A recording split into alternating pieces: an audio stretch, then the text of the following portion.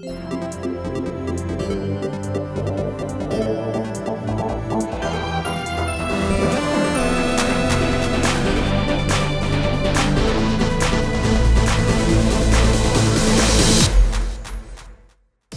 good, everybody? Welcome to another episode of the What's Good Game podcast, your source for video game commentary, analysis, some news, and funny stuff.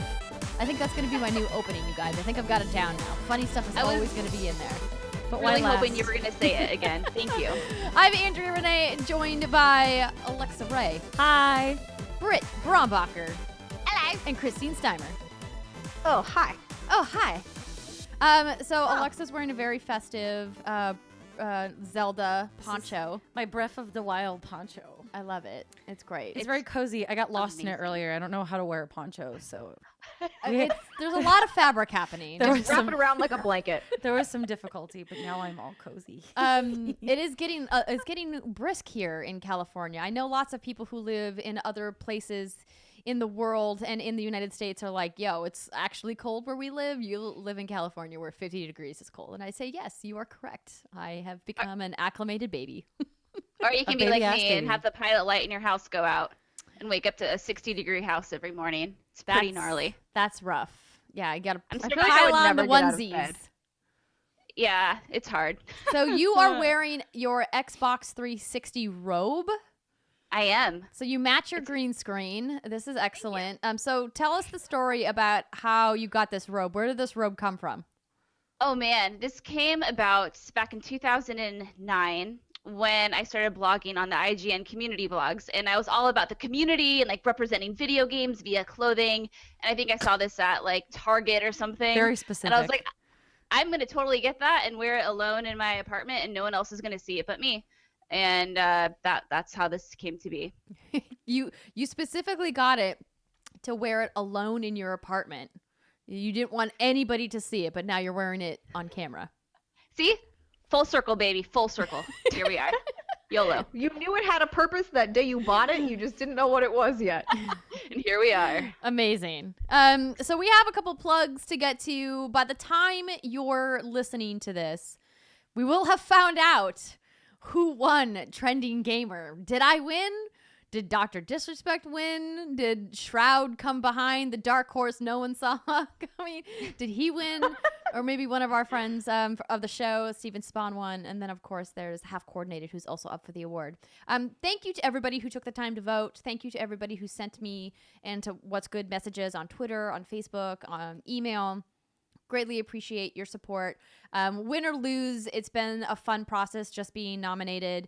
And again, very just grateful for all of the kind words from everybody. In the third segment today, we're going to be doing a play along because we are going to do a little prediction show and you can decide, did we get it right? You'll know because we are recording this show on Tuesday because I'm flying down to LA for rehearsals for the Game Awards. And so by the time the show airs, all of the winners will have been announced. Yeah, I might be in outer space because fucking PUBG. Back off the earth. You guys, I might be gone from the planet.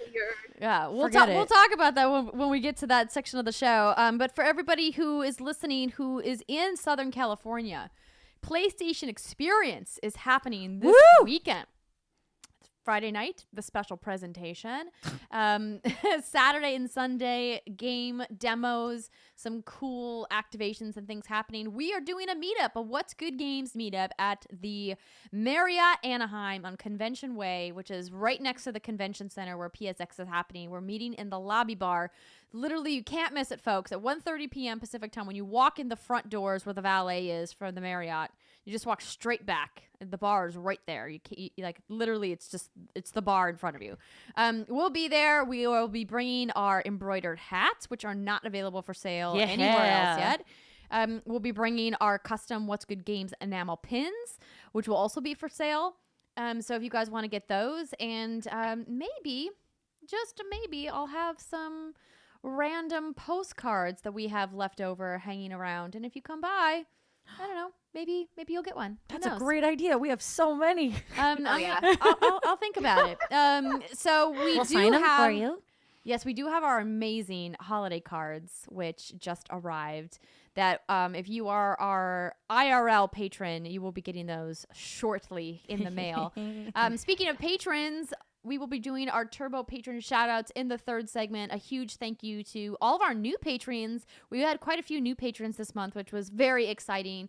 So patreon.com/whatsgoodgames. If you guys want to throw us $1 or $2 or $5 or however much is available, if you guys want to support what we do and like what we do, we have some fun exclusive rewards over there on Patreon if you are so inclined. Yeah. Alexa Ray, Hi. you wrote a book earlier this year and you published it. I did. And Sometimes it's I on forget. sale.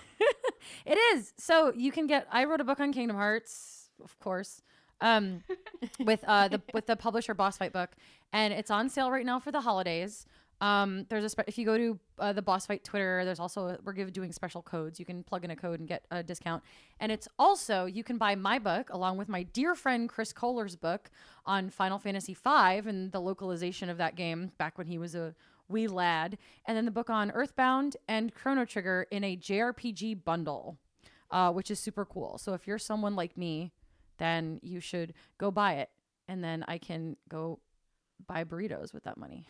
Damn. Burritos. That's some good money. Yeah, but no, like Girl, I'm really burritos. I'm really proud of it, and like it's it's a very special to me. So if you want to check it out. And if you bring it to our meetup on Sunday, I will sign it for you. So What a great idea. That's a great idea. Or Or if That is you a great find- idea. or if you find me on the show floor and run up to me like so many people have done, I will also sign it then. That's fine too. But I'll be in one No, place only at the meetup. and coordinated. So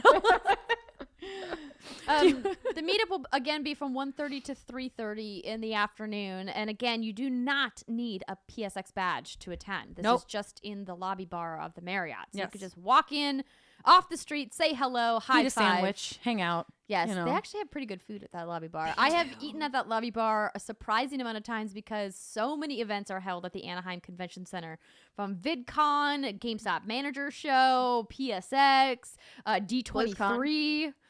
There's just so many things there. I seem But- to recall a buffalo chicken salad that I had there that was really excellent. So if you're a fan of buffalo what? chicken salad, let's go to the Anaheim. No, yeah, the JW Marriott. No, it's not the, Mo- JW the Marriott. Marriott. I don't know what the It's hell- just the Marriott. Okay, just I. Okay, let's start the show. I don't know. Okay. I leave my home in 2 days. I have no idea where I'm going or what's happening. You're just like, I get on this plane and it will take me somewhere. Yay, Skybus.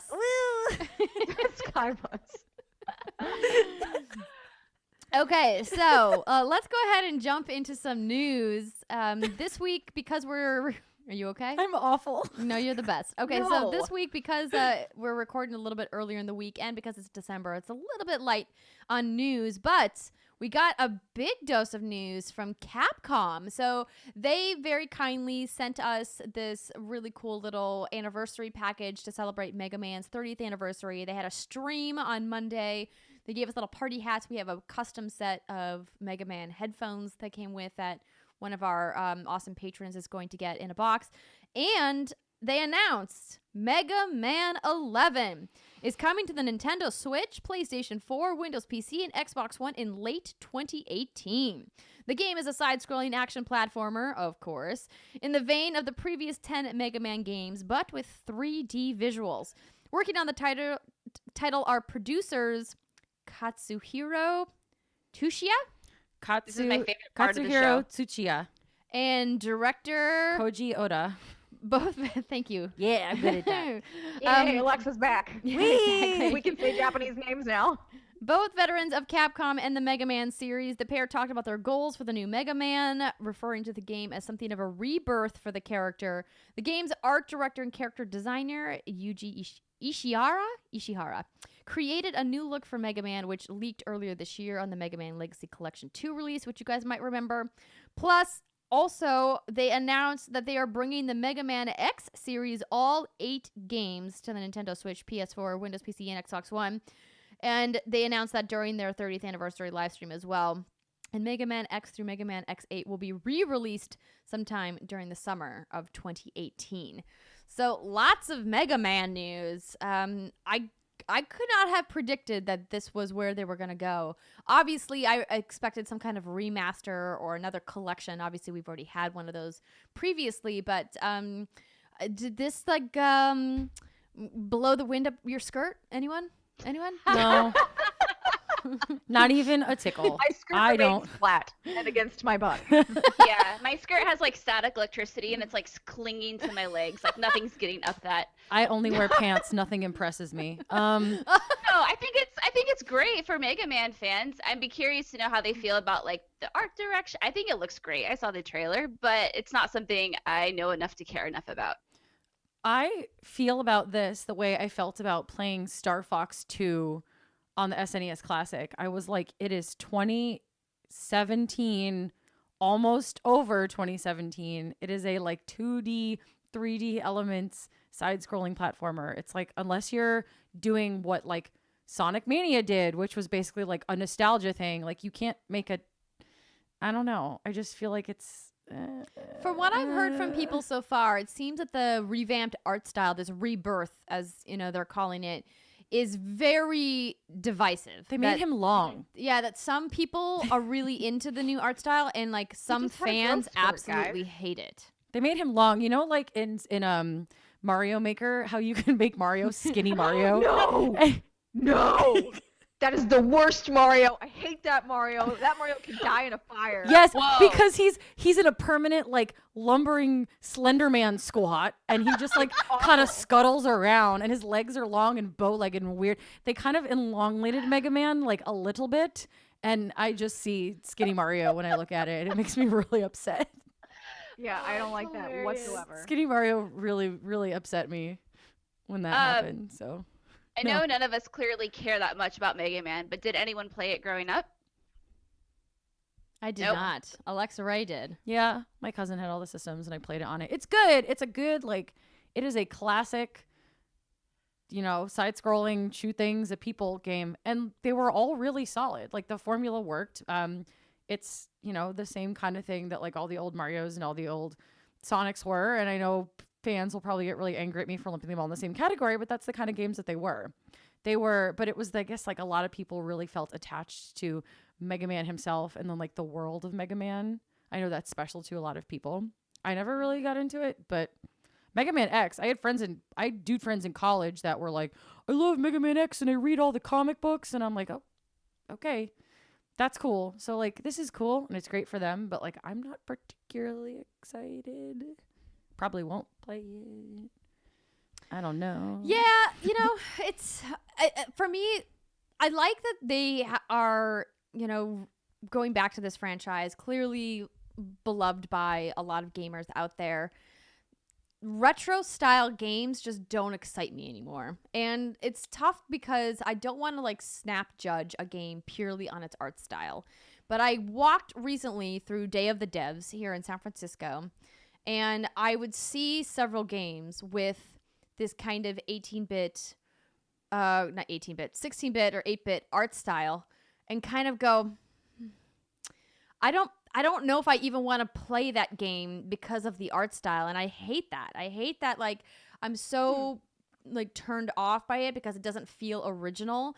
But at the same time, I know that that art style is sometimes chosen for a particular artistic reason and sometimes chosen because it's cheaper to create art like that and to create art assets like that. And so for an indie dev who doesn't have much money, but they have a concept they want to get out there, that potentially going with that art style will help them achieve their overall vision easier than having to spend a lot of resources creating original art. So like, I kind of see both angles of it, but I don't know. Do you ladies ever feel like you look at a specific type of art style for a game and it immediately turns you off? Yeah, for me, it's kind of the cartoony look that I can't think of any games right off the bat, but they look like it was Battleborn, hand-drawn. maybe? No, Or no, are no. you Like thinking that's fine. 2D? It's more of like the indie game developers. They'll go like Shantae? Behemoth- yeah, that what's a Pit People? I don't know if you ladies have Oh, seen yeah, that. yeah. Behemoth, I think, does a lot of stuff like that. But for me, I love that old school retro look for specific kind of games, specifically like there's a game called Songbringer that released not that long ago, and it was kind of a throwback to NES Zelda, and it had that look to it. And so if I'm looking for a dungeon crawler or something that kind of reminds me of a game that I've played in the past, then it's a total turn on. But other than that, then I'm kind of like, eh. Like if I'm gonna play something that art style, I want to feel warm and fuzzy and nostalgic. Yeah. Interesting. I think the only art style I don't like is basically when I see a game and it doesn't use color very well. Like anything that's very sort of monotone or a lot of browns, like kind of ruddy looking, that's when I get turned off. Like I'm with Brit. I love nostalgic art styles, like those old 8-bit or 16-bit styles, especially for the right type of game. I love cartoony art. Like I'm down. If it's good art, it's good art. I don't really care, but I don't like it when to me it feels visually bland. Yeah, like you can do stuff like static pictures moving really well. Darkest Dungeon is a really good example of that, and I thought the art direction for that game was beautiful, and that game itself was just phenomenal. But like with 8-bit and like the older looking side scrolling ish games or whatever, unless you have, like Andrea said, like a core concept behind it, like Undertale did fantastic because it had a lot of other things going for it. The art style was just very simple. But unless you have that kind of complexity in all of your other areas of the game, then I just don't think you can get away with doing like it's another Mega Man side scroller and you're going to do the same thing you did in all the other games and it looks like all the old games. It's like now you're just copy pasting. Like you're not innovating, you're not doing something new, you're not doing something fresh. And like I don't know if they're afraid to do something different because they're afraid that fans will not accept it or not like it because it doesn't look like the old stuff. But I know that there was I forget what it was called. Polygon did this big expose on it a couple of years back. There was a 3D like first person shooter, third person shooter Mega Man game that was in development. That was like this big deal. And then they just canceled it out of nowhere and it's like dead forever. But that would have been cool if they were bringing Mega Man into the modern age. You can't copy paste, bring something like that into the modern age. I just feel like it's stale. So. But do you think, I feel like if they had actually released it, I don't know that Mega Man fans would have liked it. You can't please everyone. I feel like they want, I mean, granted, That's obviously, true. the world may never know, but I just, based on the few Mega Man fans that I know, they kind of want, like, the same stuff. Are you calling Yeah. them simple? I have a small sample size here that I'm rolling with. Yeah, like I heard so Tim on Games Daily was kind of talking about how he felt like it looked like Mighty Number 9. And that was not a good thing that it looked like Mighty Number 9. Which is, interesting in the fact that, obviously Keiji Inafune is like the creator of Mega Man, so not surprising that Mega Man and Mighty Number 9 looked alike. Yeah. But that Capcom would take kind of what he did with that art style and not mimic or imitate it, but maybe, riff off of it or do something along those lines. It's hard to know because clearly Capcom is the IP holder and it's their franchise, and so it looks like Mega Man first and foremost. But Mighty Number 9 didn't do so great. So I'm not sure if, that was the right route. But it would be interesting to talk to them about, why they decided to have this rebirth and what was the genesis of that instead of going with a more classic style. But moving on, we've got some more news to cover here. We've got a rumor, ladies and gentlemen. This is not technically a news story, but nonetheless, we thought it would be interesting to discuss. God of War had a release date. Dad of War had a release date leaked. So from GameSpot, they write, as spotted by the internet super sleuth Wario64, who again always finds all the stuff. The game's PlayStation Store product page shows a release date of March 22nd, 2018. The new God of War game was announced at E3 2016, but was a no-show at last year's PSX, and we haven't seen much of it since the initial reveal. We did see a little bit of it at Paris Games Week. So we all anticipated them, of course, releasing announcing the release date at PlayStation Experience, which if you're listening to this Friday morning, hopefully will have happened at the special presentation, this evening. Or if you listen to it later in the weekend, you're like, hey guys, I already know. They freaking better. I'm feeling pretty confident that PSX is the right place because it's supposed to be coming out Q1 2018. Mm-hmm. It's December now, so they kind of have to announce it soon. But what was interesting is I was discussing with Alexa before the show. March 22nd, a Thursday. March 22nd, granted, I don't know the dates precisely anymore, but that's very close to the end of fiscal for PlayStation. Yes, it is. Furthermore, the original God of War released on March 22nd, 2005. Oh, Ooh. did it really? I did not know that. And God of War 2 released March 13th, 2007, and God of War 3 released March 16th, 2010. So There's March, a thing. March is probably the window here, right? Yeah. But how do we feel about it being on a Thursday? Like, I know the game release dates are getting kind of willy-nilly these days, but a major AAA game on a Thursday? So we did a little research before the show, and because like most games come out on a Tuesday, and then Nintendo has historically started releasing all their games on a Friday, except for Prey. Mhm. Prey this year came out on a Friday. So this year, so Prey came out on a Friday. All the Life is Strange episodes have been coming out on Thursdays, and Destiny 2 came out on a Wednesday, and then next year Square is releasing the Secret of Mana remake on a Thursday. I just feel like there's no like day of the week anymore. I feel like developers feel like, well, you know, we don't need that Tuesday, or like Friday is totally fine. So if they're trying to, like, Brittany, that's a really interesting point. If they're trying to like see this as like a fresh new start for God of War, I think it would be super cute if they released it on the same day that the first game was released on. Yeah, That's interesting. I agree.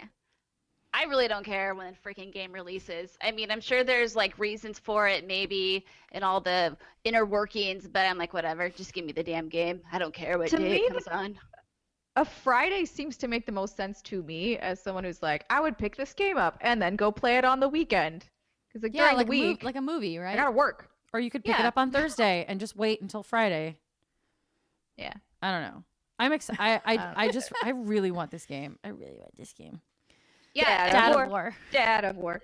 Da-na-na-na, Dad of War. Yeah, I think it would be cute, like Alexa said, 13 years after the original release, and I bet this is the release day. I bet someone accidentally got a little button happy, pushed the wrong button at the wrong time, because then they quickly moved it back to what, December 31st or something? Yeah, like the 2018? placeholder date or whatever. Yeah, yeah.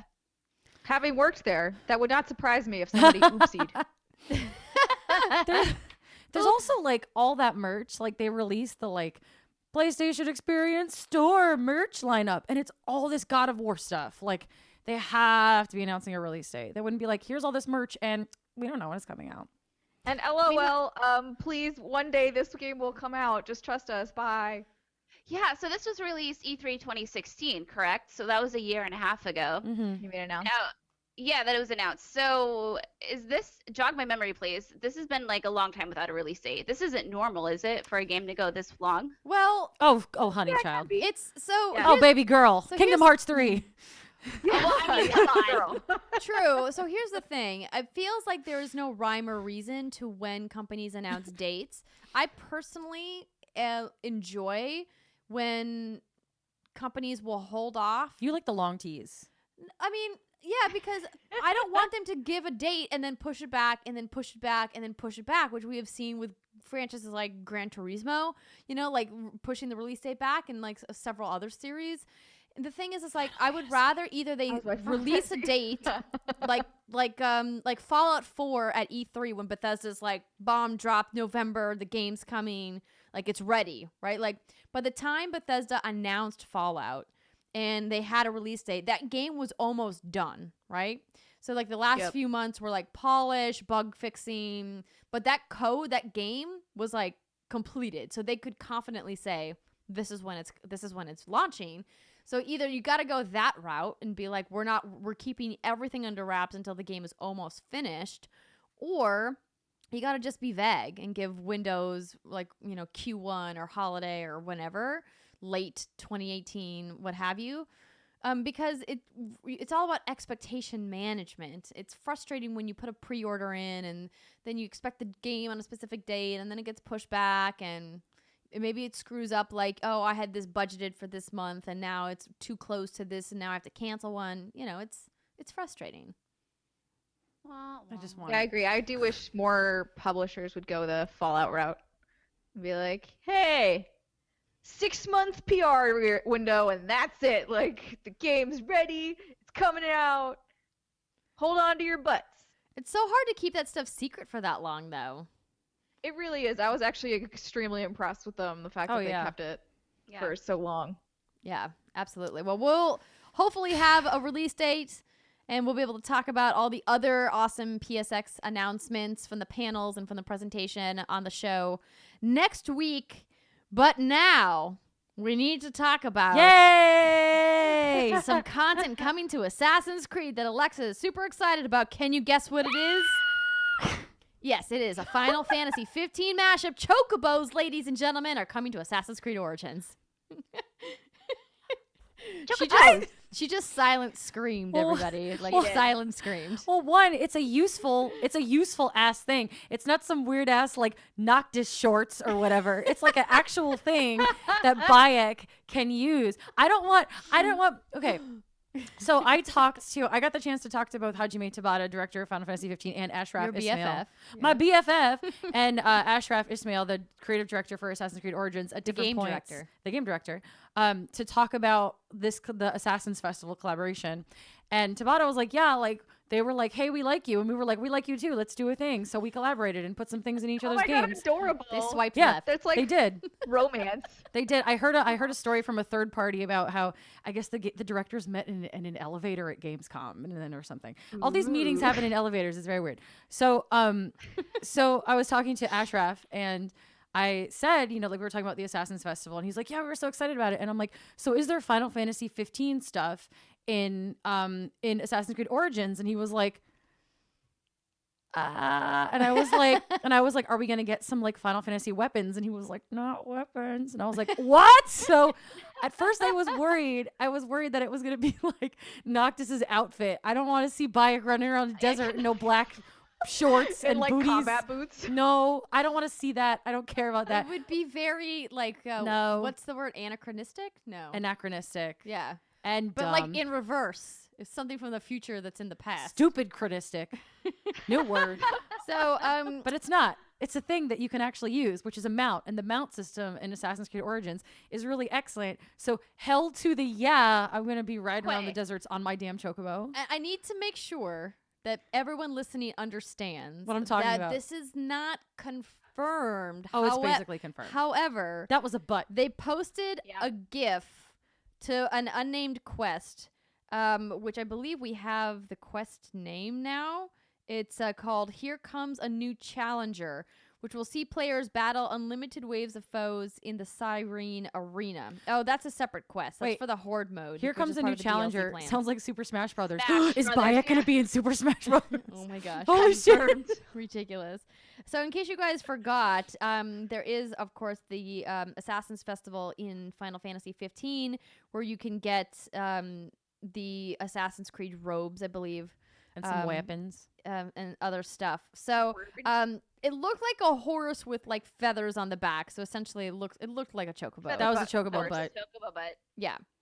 Brittany and I but- know a So is it chocobo gonna butt when we be see it. like a chocobo, or is it going to be a horse with a chocobo butt? Oh God. No. What an No. abomination. So listen, I'm riding right now. I have the Abyssal horse, which is literally a demon horse that's on fire The when you abyssal ride horse. it. I will show to Cool. you. What the hell? It's amazing. I love it, and I literally I paid money. I took out my credit card and said, Ubisoft, I'm give me gonna those Google. Helix Hold credits. on. I'm Googling the abyssal and horse. I need to buy this horse to ride around in the game. And the best part is nobody notices. Nobody says anything about the fact that my horse is just on fire all the time. Well, of course not. That would I be know, but weird it if would have they been fun programmed if that some of in. the NPCs, at least one of the NPCs, like Aya or somebody, like was like, "Yo, Oh my god, this horse is awesome. I know." That is No, what really would be cool. awesome is if when you bumped into people with that horse, they caught on fire. I know, right? Horsey. It's great. I'm also looking up this horse. This is an amazing Everybody horse. look up this horse. Oh man, I'm buying this horse as soon as I go home. I would pay Oh, money it's for so that horse. cool. This Yeah. is the coolest horse I've ever seen. this Horsey this, of the year. This, ladies and gentlemen, is what microtransactions inside video games are for. Shit. For cool cosmetic Oh, yeah. items that do not affect the game. the horse. I need it so bad. Oh my god, I gotta go home now. No, Don't Alexa go has home a yet. thing I with have to go horses. home. Wait, I am home, but I need to go. I'm gonna go over here and buy this fucking horse. I need this There horse. is some other content coming in this update. There will be a new difficulty level. And it says when this option is activated, it will have enemy scaling, which the game will automatically do to lower level enemies to your level, which is great. I think I'm playing the game on easy, and now that I'm pretty high level, I'm like level 37 in the game. I understand. I can see now, like, I feel like I'm not being challenged, but I intentionally put it on easy. So I have to remind myself, Andrea, you put it on easy for a reason, to not be challenged.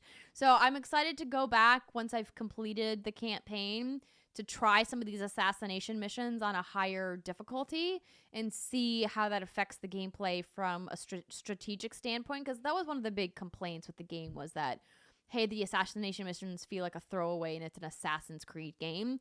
And I think that a lot of that, hopefully, my hypothesis is that it has to do with scaling of enemies and how maybe they're too easy to take down. So you don't really have to strategize how you're going to approach it. You can just run in, jump off of a ledge, do a single Stab him in the hit, face. yeah, assassination, and then the mission's over.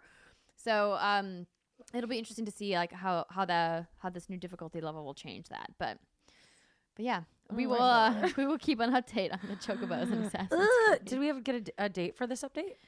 It just says December. Oh my god, hurry the fuck up. It's December. Give it. It is. You and the Breath of the Wild DLC and episode Ignis. Like, December is. You're gonna blink lot. and December's gonna be over. I'm going to so- be home in my parents' house playing all the games I didn't get to play because it was busy. Yeah, Yeah. indeed. My Um, horsey. So I have one more story on here that I thought we could talk about, but let me know if you guys are excited about this. So we found out this week that Nvidia has partnered with Nintendo for Wii and GameCube games on the Shield. So this is interesting for a variety of reasons. One, China this is only in China. yeah, this is specifically in China. Like, this is a deal that Nvidia did with Nintendo only for China. And so what this partnership allows you to do is play re-rendered games in 1080p from Wii and GameCube, Nintendo games, on an Nvidia Shield, which is a streaming device. And so what they have said is this is not emulation, that these are, new art assets. And so it kind of has opened the door to be like, Nintendo, why would you re-render these unless maybe you're going to be doing Virtual Console in 2018 for Switch? So that's kind of like... Yeah, because who has an Nvidia Shield? I do. Well, Okay, besides you, Andrea. I'm like, I have one. I don't use it. It's literally in a drawer in the studio somewhere. But I have one because I never had a PC powerful enough to use it before. And so I never used it. And now that we have the awesome streaming PC here, I just there's too many other games to play. And also I would have to update it. And anyway, this is not for that Shield. I can't use my Shield to play Nintendo games. You have to be in China. So it's the whole thing is kind of an interesting idea. So it's important to remember for people who don't know that China used to have a ban on consoles, which ended in 2015. But because of that, it's still difficult for the console makers to infiltrate that market, which is why PC gaming is so gigantic. And mobile gaming, of course, is huge in China. And so that's why we're really seeing this partnership, I think, with Nvidia and Nintendo, because Nintendo's saying, okay, well, clearly there's over 1 billion people in China. We want to sell them our games. How do we do that? And Nvidia's like, well, it turns out we're in a lot of the PCs that are in China. Maybe we could, work together on this. We'll use our install base with your software and, come up with this pretty good match. And it's interesting to see what the adoption rates will be. I'm excited to kind of look and see how many people are going to be playing these games, these Nintendo games on Nvidia Shield. What's exciting to me is the idea that these kids in China that never had that NES experience that I had as a kid might be able to have their first Mario or Zelda or Pokemon experience through To be clear, a their Shield? first legitimate Mario or Zelda, because there's a lot of bootleg video games in China. Well, yes, and obviously emulators exist, but just a couple of the games that have been announced: The Legend of Zelda: Twilight Princess, Super Mario Galaxy, New Super Mario Brothers Wii, and Punch-Out have all been announced that will be coming to the Shield. Twilight Princess, Yes. the not best Zelda. No, it's not the best Zelda, of course, But like, of all of the Legend of Zelda games, you pick Twilight Princess, Nintendo? Poor China. So okay, Are you kidding me? Britt, did you just I raise like your Twilight hand? Princess. Yeah, I quite did a bit, too. actually. But I like the darker tones of it. I guess why I'm curious is why the Wii, which came out in 2006, and why the GameCube, which came out in like 2001. Is this is like a way for them to show these great games? I think they're all great games, but why those ones? Is that because that's the capabilities of the Nvidia Shield? Does anyone know? I mean, this might tie into what Andrea said. Like maybe the fact that there's GameCube, it's a GameCube and a Wii game, and they're doing it over there might mean that we're getting the virtual console for the GameCube and Wii stuff. Like That would they make haven't done them sense. yet. Like, But Because like I don't know why you put forth Yeah. all that effort and then only have it in China. have you met this company called Nintendo? They like to do I strange have. They're things very that don't weird. make they any are so sense. strange. So, I mean, some people read this news and like, oh, this is basically confirmation that we're getting our virtual console, and I'm like, no, it's not. I mean, it looks good, but if you follow the things Nintendo's done in the past, it's just sometimes their stuff doesn't make sense. I think this is fantastic. I'm not trying to be a Debbie Downer, but I'm just kind of like scratching my beard. I'm like, why these games? My non-existent beard. Twilight Princess, jeez. It's a good question. Obviously, I think we would need to ask Nintendo why these specific games. I think Super Mario Galaxy is a great choice. I don't know about why they chose, for example, Punch-Out over many of the other games in the Wii lineup of games that exist, or why they chose New Super Mario Brothers Wii instead of maybe some of the other games that are on that platform. Or why would they maybe wouldn't also bring their legacy library if they're going to be bringing games to the Shield? Why not say like, hey, well, we already have these games for Virtual Console on Wii, right? Like a lot of their legacy library was available on Wii via VC. Like they already have those files, hypothetically, right? They still exist. Why not just make them all available? Maybe they will be in time. Maybe they just wanted to go with a couple titles, you know, Test for the launch waters. to kind of see. Yeah. I mean, this is a company that just put out a cereal and it's an amiibo. Like, I don't understand. Touche. It also doesn't taste Touche. tastes like nothing. Anyway, Alexa no. Ray tried I've the been able- Mario I've been cereal. able to try Did it. you already eat it? it's basically it's like a less sweet version of Lucky Charms. It's less sweeter. I like that idea, actually. That sounds really good to me. Okay. Well, they apparently they might be sending us some, and if they do, we'll try it together. It'll be delicious.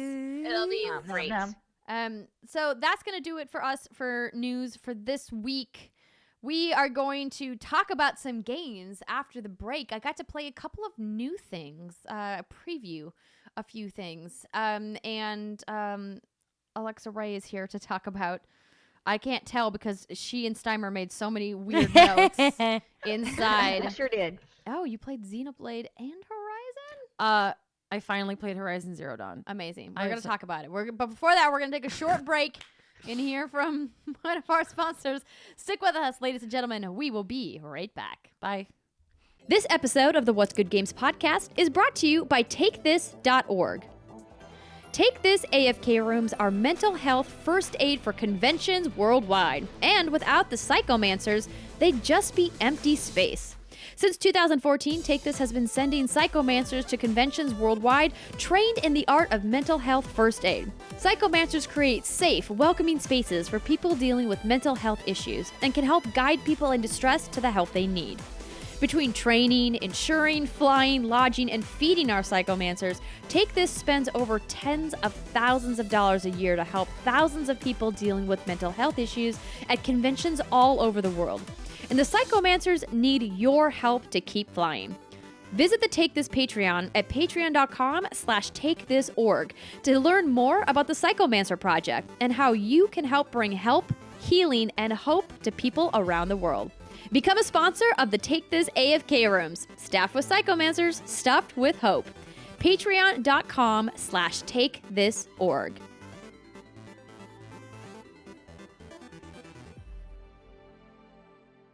Welcome back, everybody. This is What's Good Games, and we are going to be talking about our hands-on experience. So, before the break, we were talking to Alexa about how she finally finally played Horizon Zero Dawn, and Yeah. Steimer, you finished the Frozen Wilds. So No, I'm playing it. I didn't finish it. Oh, you're playing it. You're midway through. I also playing haven't. it. I completed the campaign part, but there's like some of the side stuff I haven't done yet. But I have talked about Horizon Zero Dawn extensively on this show.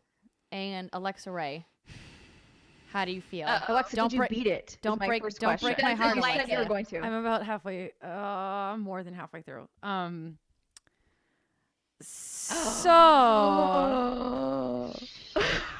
So I started playing Horizon Zero Dawn. I'm playing it with my boyfriend. We were playing it together.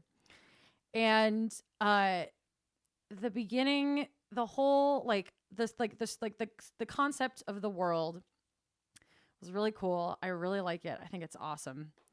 I feel a butt coming. Wait, no, there's no, a no, no. major butt coming. There's two butts. There's two butts here. There's a butt and then a Okay. butt to the butt. So I So many butts. I got really into the story. Like, I really love Aloy as a character. I like her a lot. I like that Ashley Birch kind of plays her a little stoically. Like I like just her as a person and the performance behind her and the way that they've written her. I thought was really great. I don't know how. I don't really want to spoil it for anyone who hasn't played it yet, because I don't want to say.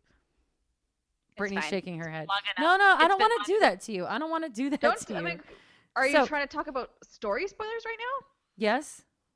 now? Oh, Can you be yes. vague? It'd be like that I can one be vague. part. I What's can be the vague. thing? I can be super vague. So, it's not really in the beginning. It's right before you are given the quest in which the world becomes open to you, and you can. So go when off you into move the out wilderness. of the Nora lands. Right. There's an event that happens, and there's a person that's very important to Aloy, and there's things happen to this person, and I saw that coming 10,000 miles away. So that's really early in the game still. It is, and at Yeah. that point, I sat back and I was like, okay, now it's falling. Now it's gonna fall into every single cliche of everything. The cutscenes that happened after that, where she's talking to another character and sort of talking to people about like her origins and like the way that the town works and the way that the religion of this town works. I saw all of that coming, and that felt really predictable. And I was like, I see where this is going. I see where this is going. I see where that's going. Okay. And then I sort of was like, okay, well, maybe like stuff happens later and it's fine. And then I went out into the wilderness and started completing quests and talking to people.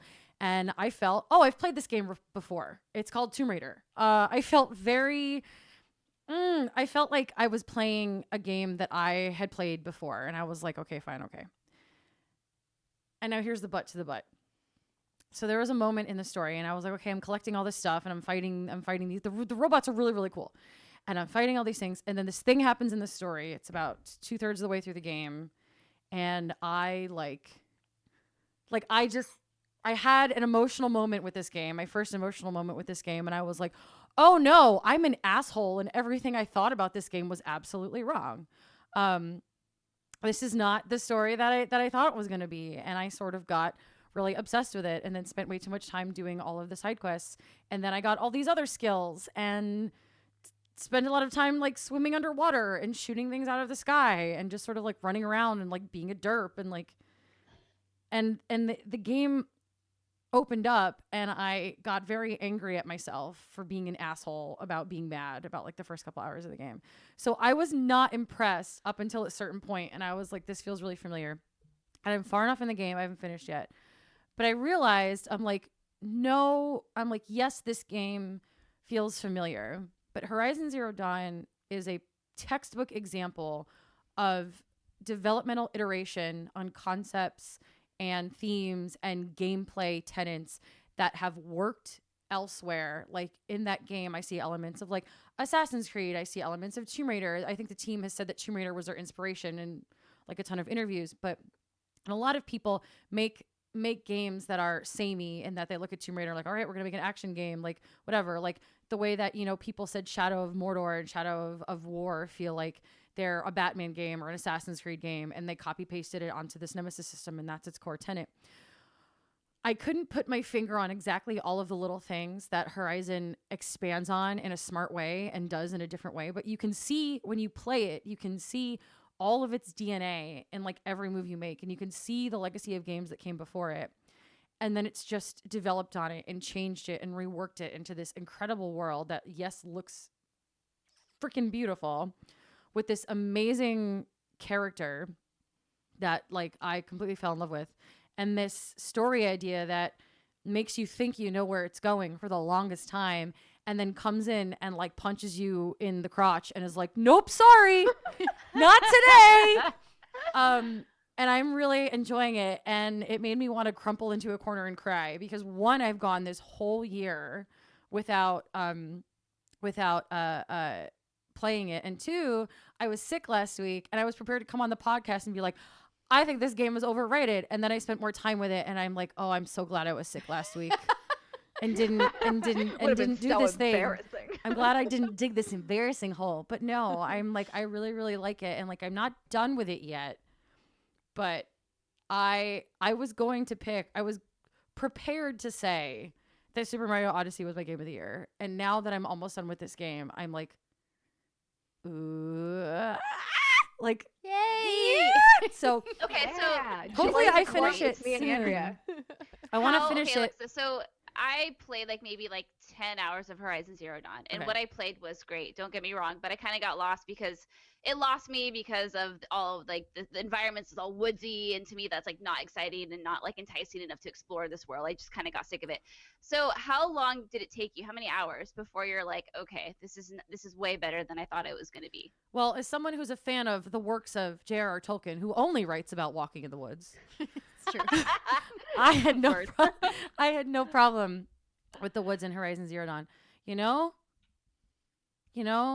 I wish I could give you a solid answer, because I know what you're asking me is probably how long in the main campaign it was before I decided I was in, and I Yeah. literally just let the world kind of pull me in a bunch of different directions. And I also took like a really cuckoo 3 hours to like swim in a lake and shoot things out of the sky and just like rescue people that got stuck on platforms and go find other like people's spears and weapons and like run these errands for people.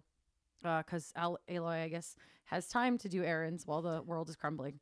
Don't But they all? I Don't just we all? That's Yeah. every RPG ever. Oh, no. Final Fantasy Oh, 15 is yeah. the biggest offender. It's like, my father died and my bride-to-be is missing. Let's go hunt chocobos. Na, na, na, na. Like, whatever. So, yeah, like, and you know, make camp and bro out. But I don't know. I think it might be a little bit longer than the time you spent. I just let the world. It's what I did with Assassin's Creed Origins. I just kind of let the world organically pull me around, and then I realized, oh, I should probably be doing a thing. So by the time I was ready to like go complete the story and get to the point where it hooked me, I had almost the entire skill tree. I had like 2/3 of like the skill trees filled out, and I was just like this powerful like bamf just running around. Mhm. I would suggest for people listening or watching, and for Britt, that you pepper in some of the main campaigns as you are exploring the sandbox, because certain things are locked behind the campaign that won't open up for you or be available to you until you do those missions, and it really will flesh out your experience in a way that makes it feel a little bit more complete if you can manage to keep your focus a little bit to like make sure that you are doing those semi-regularly. You don't need to, of course, and you, of course, can skip a lot of the side content if you want to, but I have said this before and I'll reiterate. If you are playing this game right now, or if you have intentions to play, I can't recommend enough that you do all of the side quests before you go to the main mission. And the game will clearly indicate to you when it's time to go to the final mission, kind of like Mass Effect very clearly Oh my God. communicated to you like, yo, this is like the go time. Are you sure you're ready to go? The game will communicate that to you. And I'm about to do my 3rd playthrough of the final mission. Oh my god. And it gets better the more you do. The more you do, the more rewarding that final mission is. So Just can't. And Britt, I would say, and to anybody, like make sure, I know you just said the side quests, but specifically the cauldrons, do those when you're an appropriate level for them, because it's number one, an interesting story element, and two, it's helpful in terms of gameplay. oh my gosh, yeah, the Um, level design inside the cauldrons is Yeah. amazing. Also, like, this game super inspired me to like go to the gym more often because Aloy is a beast. I can't even do like 2 pull-ups. Ridiculous. Dude, the thing that's crazy to me is in video games in general, so I think maybe Lara Croft has a similar animation as well. The dodging, I'm like, my God, girl's diving head first. Like, just a head first roll is her dodge. Yeah, it's a dodge like, roll. That's ballsy to just be like, you know what, head first, go. You have to land. That in real life and how terrifying it would be. Oh, yeah. I used to. I talked about this before. I'm professionally trained in stage combat, and we call that a dodge roll, which is also what they call it in every other game. But you're supposed to dodge, and like the brunt of the impact on the ground is supposed to be like your shoulder fat. So like right here, you're supposed to dive and then land here and then roll. What if you dislocate your shoulder? Oh yeah. Yes. That's a thing, apparently, that can happen. I wonder how my shoulder has gotten so screwed up.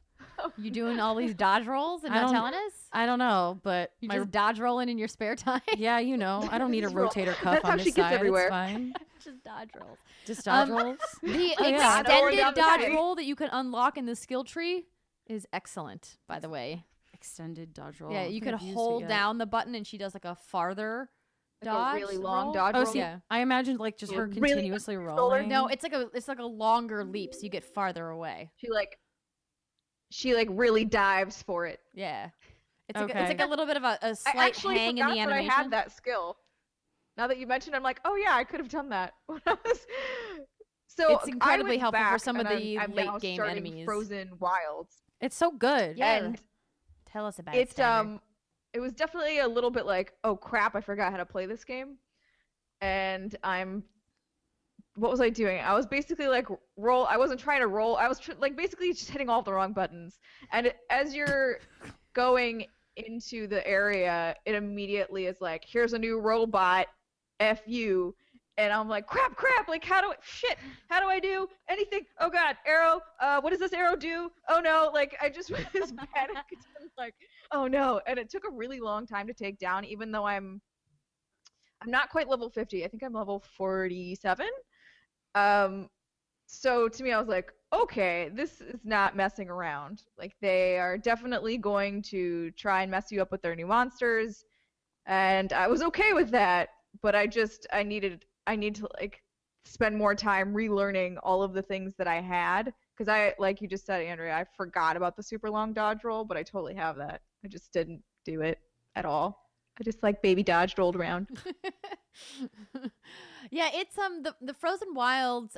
What I really loved about that DLC is that it made me want them to do an expansion like that for every tribe in the game. Because the tribes are so unique, and like the Banuk are just one tribe. And while I did think it was interesting learning more about, where they came from as a tribe and their beliefs and their kind of hierarchy within their tribe and how it fits into the overall narrative and how they've tied it back to the main story arc of Horizon, it made me like thirsty for more. I was like, oh, I want to get this with all of the other tribes, like them in the Sun Kingdom, and like I want more from the Nora and the people in the jungle, and I just wanted to like learn more about the world because I just love this world so much. And I hope against hope that we are going to get a sequel. I mean, there are some certain things set up that kind of lead me to believe that that's going to happen. Obviously, it was an incredibly successful game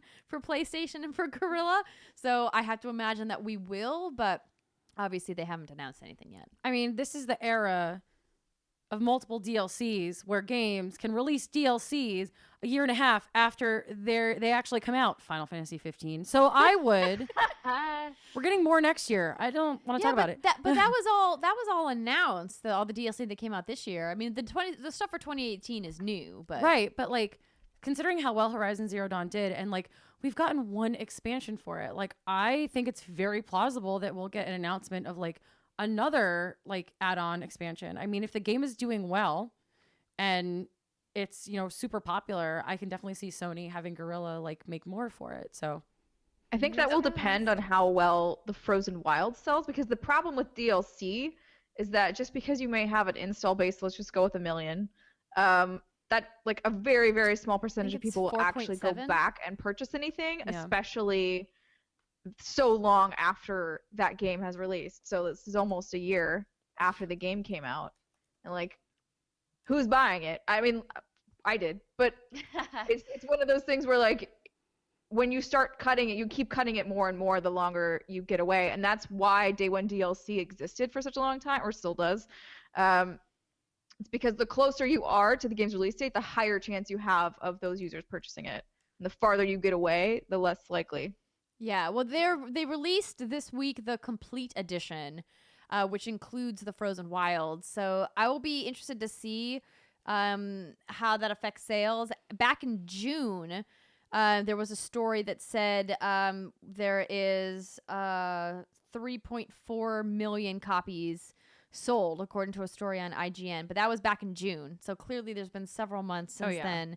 And they, like I mentioned, they have this new edition that's released. So maybe, you know, they'll announce some cool numbers in January. But regardless, over 3 million is great. That's an awesome number, especially for a platform exclusive. Those are traditionally And for a brand lower. new IP. Yeah.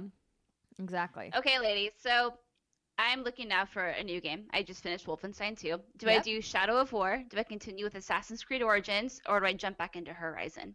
Horizon. Girl, I you think you have got to play you gotta Horizon now. finish Horizon, and I say that because obviously I've been a huge proponent of that game all year, but just so that you have the experience and the knowledge of why that game was nominated for so many awards, and why I predict that it will get a lot of accolades this year from various outlets, including ours.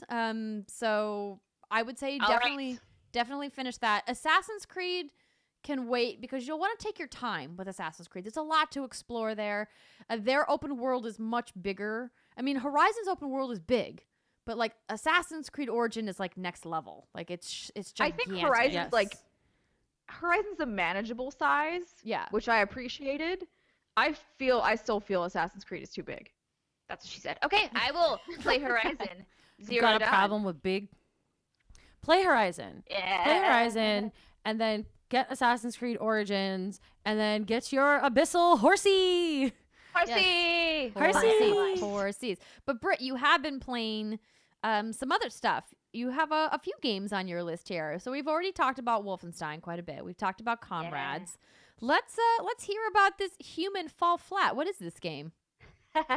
So this is a game developed by No Breaks Games. It came out on PC in 2016, PS4 and Xbox 2017, May this year, and it just came out on Switch. It's coming out on Switch, December 7th, and the embargo lifts on Thursday, so we're good. It's a very strange game, something I've kept my eye on for a while, but haven't quite pulled the trigger, because it's kind of like the physics of, I've never played Octodad, but I've heard it's like that man. Goat Simulator. You're essentially a skeletonless blob of a human, and you kind of walk around all wonky. Physics are really silly, and I've only spent maybe 45 minutes with this, and I've had my eye on it because Jason and I like to play games, and now that we have finished Divinity Original Sin 2, we're like, what the hell do we do with our lives? This weekend we went through like 3 different games trying to fill the void. None of them were successful. So then we went something completely different, which is this game. And it's so silly because it's split screen co-op, and you have to solve like various puzzles, which sound really easy, like push a button, walk through a door, or climb something and then push a button and walk through a door. But the physics are so effing funny because they're like they have no skeleton, so they just kind of like flop around, and it's hard to explain. But within like the first 10 minutes, we were crying from laughter. I think this is a great game if you just want to pick something up, kill some time. It's like a stress reliever because it's really funny and entertaining. Great for co-op, and I would suggest someone, like, anyone, just play it. Find someone and play it. Like Andrea picked John, just do it. Have a drink or do whatever it is. It's hilarious. Human Fall Flat. Human Okay. Fall Flat. Yeah, it's just one of those games that it's not like a well-designed, thought-out, like super deep immersive game. It's like just Goat a Simulator. It's Yeah, like or like QWOP, like where you have are you controlling different limbs with different keys? Yeah, my you God, can co-op control is your so arms, good. and you can control like in which direction your arms go, and they can go in any direction you really want. And your body looks broken half of the time. I love me some Um, ragdoll physics. It usually Oh, is. the so ragdoll good. physics. I'm Thank you. into That's it. the word I was looking for. Yeah, it's hilarious. The And blobby McBlob physics. yeah, it's even on your own. I imagine it'd be funny, but it's like kind of the perfect game to like sit down and just unwind with because it's so silly and so mindless, but so effing funny. If you find these things funny like I do, No, but yeah, I'm sure we do. yeah, I'm it's into great. it. So I've gotten the opportunity to play a couple of new games that are not out yet. So one of the games that I got to play, I actually played this afternoon. It's called SOS. And when I first heard the pitch for this game, I was kind of like, I don't know. And I still am like, I kind of left the event going, wow, this is an interesting game and I don't know how I feel about it. So let me describe it to you. So it's multiplayer only, and it's part cooperative, part performative, and in the end, you either are going to get out with your friends or you're going to get backstabbed by your friends. So what's cool about this game is that it has this really performative aspect, and it kind of feels like it draws clearly from Battle Royale games. It kind of has like that Hunger Games vibe. And then it also kind of feels like it has some elements that we saw in games like The Division, where like, are you working with your friends? Like, are you going to make an alliance with other people to try to get things out? Or are you just purely defending and trying to escape? So the game itself is a single player game, and your ultimate goal is to find a relic on the island. So you're dropped in on an island, and you need to find a relic.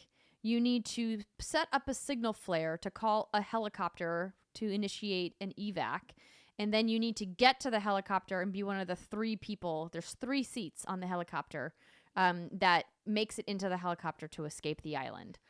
You said it was a single player game? Single player. But then you said it was multiplayer only. So what I mean by single player is like, as of right now, they don't have like squads implemented like they have in games like PUBG or So Fortnite. it's basically solo queue only. Right. For right now. That may change in the future, but this game is still in closed beta. And so they are still obviously tinkering and balancing and figuring out, what they want to do. They don't have a date for when it's going to be available publicly, but you can when I'm done here, I'll give some information about where you can go to sign up for the closed beta if you're interested in trying it. So the developer is named Outpost, and it's a group of people that have over 20 years of experience making video games. The head of the team that I spoke to that gave a presentation has a history in Quake mods and is inspired by the drive to perform and gave this kind of very like braggadocious performative aspect of like doing cool stunts. So they referenced how people in some of the early days of machinima on YouTube would perform stunts in games like Halo in gameplay, and they would show off these crazy stunts. Obviously, we see that today in a lot of video games and in content creation, both on Twitch and on YouTube, which is an interesting way to approach game development, because they really said that they wanted to provide players a way to show off their skill and creativity in games, and they didn't want to think of players just as consumers of content in games. And they were playing off this idea that everybody likes to have a supportive audience, and that having an audience will fundamentally change your experience. And he used an example of, imagine you're playing basketball in your driveway, you're just shooting some hoops solo in your driveway, and then imagine like you make a crazy like 3-point shot, but like no one's there to watch. Now imagine you're playing basketball in your driveway, but 20 of your neighbors just stop by to watch you play, and how that changes how you perform and how you feel about your performance and your desire to want to do a cool thing. And if you make that 3-point shot in front of your neighbors instead of by yourself, and how much more rewarding it feels to do something really cool with an audience versus not having an audience. And I was like, okay, I'm following you with what you're trying to go for here. I get it, especially in an era where Twitch streaming and YouTube gaming streaming is so popular. and Mixer and all of these other Caffeine and all these other platforms that are coming up in streaming, and how this idea that people like watching other people play and that people play specifically to their audience, I was like, okay, I see what you guys are laying down. They, in order to achieve their vision, they had to create a proprietary technology that they're calling the Hero platform, which essentially puts your microphone, so you're wearing like a chat headset, as the primary mechanic in the game. So a microphone is required to play this game. Okay. So if you play this game, you have to have a headset with a microphone, or you have to use a camera with a microphone. And I was like, okay, that's weird. I'm not sure how people are going to feel about that. So I immediately was like, I don't know how I feel about that mechanic, but okay, I'm gonna go along for the ride here. And so they continued talking about how SOS is this game where it's all about the yes and. So yes and is a concept that's used in improv. If you've ever been to an improv comedy show, you've probably heard the yes and. The idea is essentially you say yes to everything because the moment you say no, you shut down the idea and then the game's over. So the idea is that you crash land on this island and you run around and you try to find things. Guns are a very limited resource. Bullets are an even more limited resource. But essentially, you want to find a relic. So you're going to be looking around for a relic. And then once you have the relic, you need to find a flare gun to send the flare to signal the helicopter to come in. And you're going to encounter other players. And the idea is that you want to interact with these other players and potentially make alliances or make friends with them. And then maybe you escape with them, or maybe you get murdered like I did in the first 4 minutes of the match. No. Yeah, so This it was sounds like PUBG. How did they murder you? So here's the thing that I found. So I played 2 matches, and each match was 30 minutes long. Because we were in a demo environment, I wasn't able to leave the match right away like you can in PUBG and then start another match. I had to sit and watch the entire match. But what I learned about watching the match was this really gives a platform for performance. So before the match begins, you pick a character and you can customize it. So there's about a dozen or so template characters, a bunch of different genders, different races, hairstyles. You can pick, the color of your outfit, and et cetera, et cetera. You pick a character and you can customize it. And then you go into this room with a stage, and everybody has an opportunity to say a little something. So there's some generic emotes, like a wave, there's a high five, there's a point. And then when you have a couple of seconds to say something into your microphone to let people know who you are. And this is where the game got really fascinating, because there were clearly some people who were all the way invested in creating a character.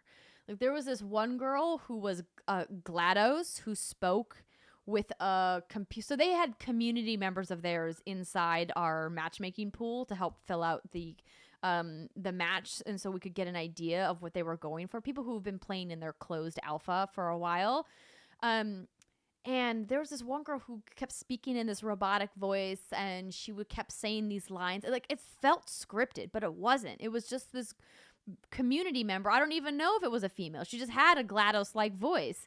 And she kept saying these things, and it was so fun to watch her interact with these other players in a way that she was so committed to the bit, because any good improv show, the actors need to be committed in order for it to be funny, right? Mm-hmm. If they kind of drop character or stumble around or fumble for their words, it takes the comedy away. And there was a couple other community members that were just so committed to their bits. There was this one girl who had an accent that sounded exactly like Harley Quinn, down to the puddin', she just God. she was just Well, so... you know not to trust her then. Well, she's gonna she stab you in actually the was really nice, and she helped me because I was struggling with the mouse and That is not keyboard true to commands. character.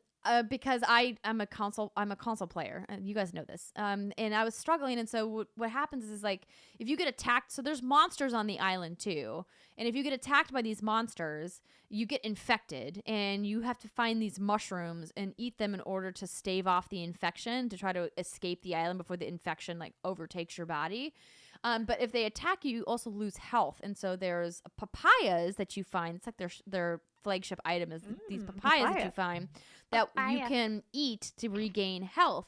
And if you find people on the island and they see that you're either infected because you have this like growth on you as you become more infected, or if they see you bleeding, they can be like, "Here, do you need a papaya? Do you need a mushroom?" And she held something out to me, and I accidentally punched her when I was trying to. Andrea. So in the first round, this happened because I literally had been playing the game for 4 minutes. Just started playing the game. Didn't know the hotkeys yet. Was like looking at the diagram they had next to the keyboard station, trying to figure out what the fuck I'm doing. And I accidentally punch a guy who's like, "Here's some health," and the guy that was with him beat me to death instantly. Oh my was like, god! because and the guy that I accidentally punched knew that I accidentally punched him because I was trying to figure out the controls. Because you could talk to all these people, and I was like, about to "Oh, say, couldn't sorry, you just be wrong like, yo, key." I'm sorry? And he's like, hit F or whatever, and I was like trying to do it, and then his friend's like, "Oh, you're dying now," and then I instantly died. Oh and my I was like, God. I was so Friend pissed. is real aggro. Well, Okay, oof. like never give Andrea a fucking papaya. Like Okay, noted. Listen, I didn't punch intentionally. So the thing was that I learned from this experience was like, I think it's a really exciting premise, that you can create a fictional character on and then try to socially engineer is the term they use, these relationships. Do I want to be friends with these people? There was at one point a group of like 6 people running around together, and I was like, this is not going to last forever because only 3 people can escape, right? Like eventually someone's going to turn.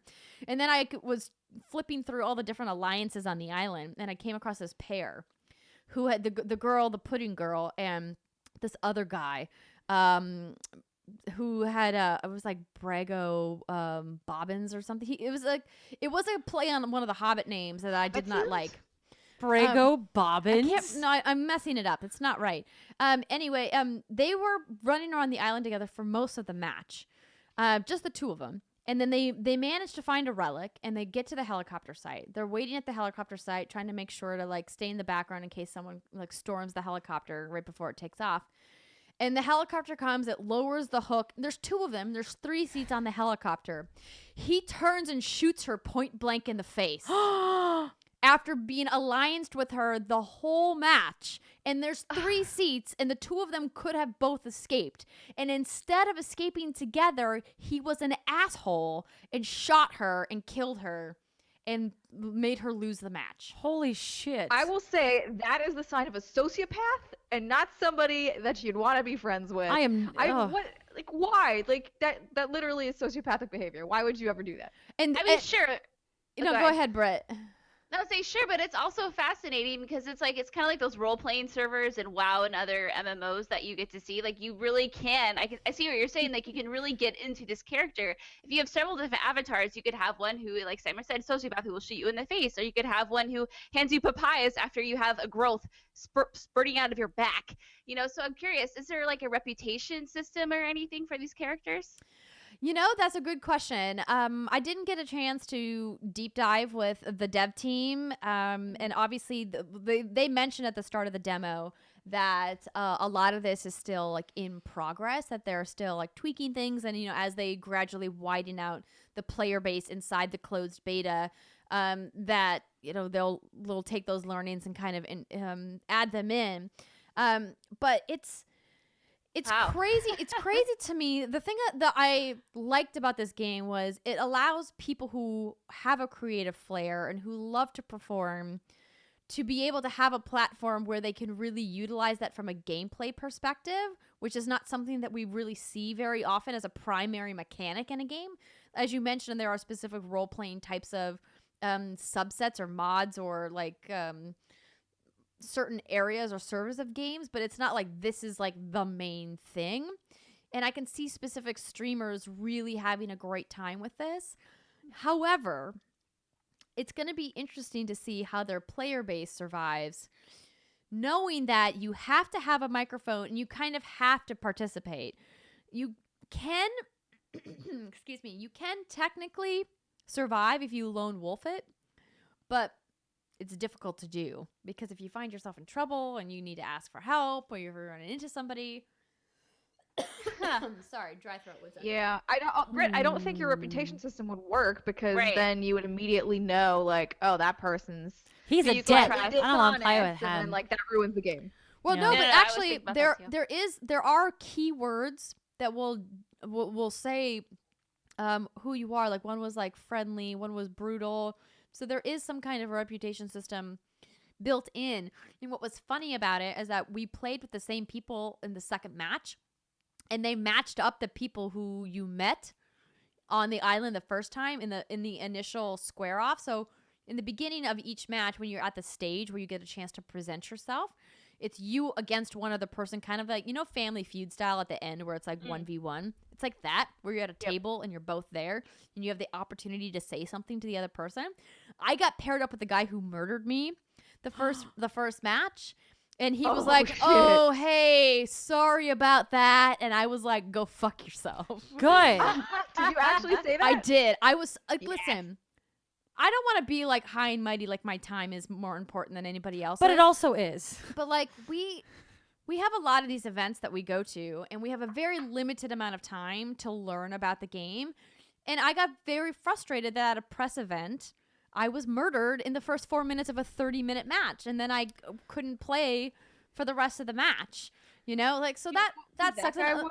Like, was he a community member? Was he another? No, he was just another press person, and he came What? He came up to me and apologized. He was like, "I didn't realize that it was gonna be like that," and I was like, "Dude, it's okay. It's not a big deal."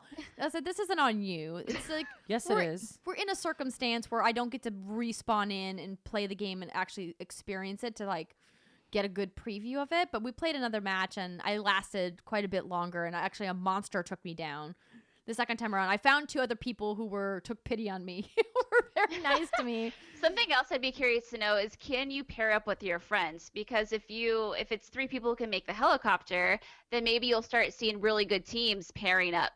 And Oh, yeah. doing these I matches mean, together. I have to imagine squads is going to be a thing for them. I don't know why it wouldn't be if you're doing this type of a game, but it's interesting seeing how people paired off just because of the characters that they created. Like there was this one guy who played like a cross-dressing woman / man named Tina, who had a very deep voice, and he like committed to the bit the entire match, which I was really impressed with. And then there was another guy who was Terry, who committed to being this like man of few words, and so whenever anyone spoke to him, he only had like 1 or 2 things to say. And I was really impressed with the level of character development from just community members, streamers, just gamers, people that were like, "Hey, I just want to like play a role in a video game." And I really commend the team at Outpost for thinking outside the box with this kind of battle royale mechanic and really putting an interesting twist on it in a way that I could never have predicted. When they told me about the concept for this game, I didn't get it. And then I saw it in action. I was like, wow, this is really unique. I mean, I'm going to go back to what I said earlier and say that because of the performative aspect of it, I think it's not going to get as big of a player base as they would hope, because today, for example, like, I mean, I speak on camera for a living. I love talking into microphones. I did not want to talk to random people while playing this match today, and I think that's why PUBG is so popular. It's like, you don't have to talk to people in PUBG. Like, you can play that game and never say a word to Just kill anybody them. and be successful and get your chicken dinner.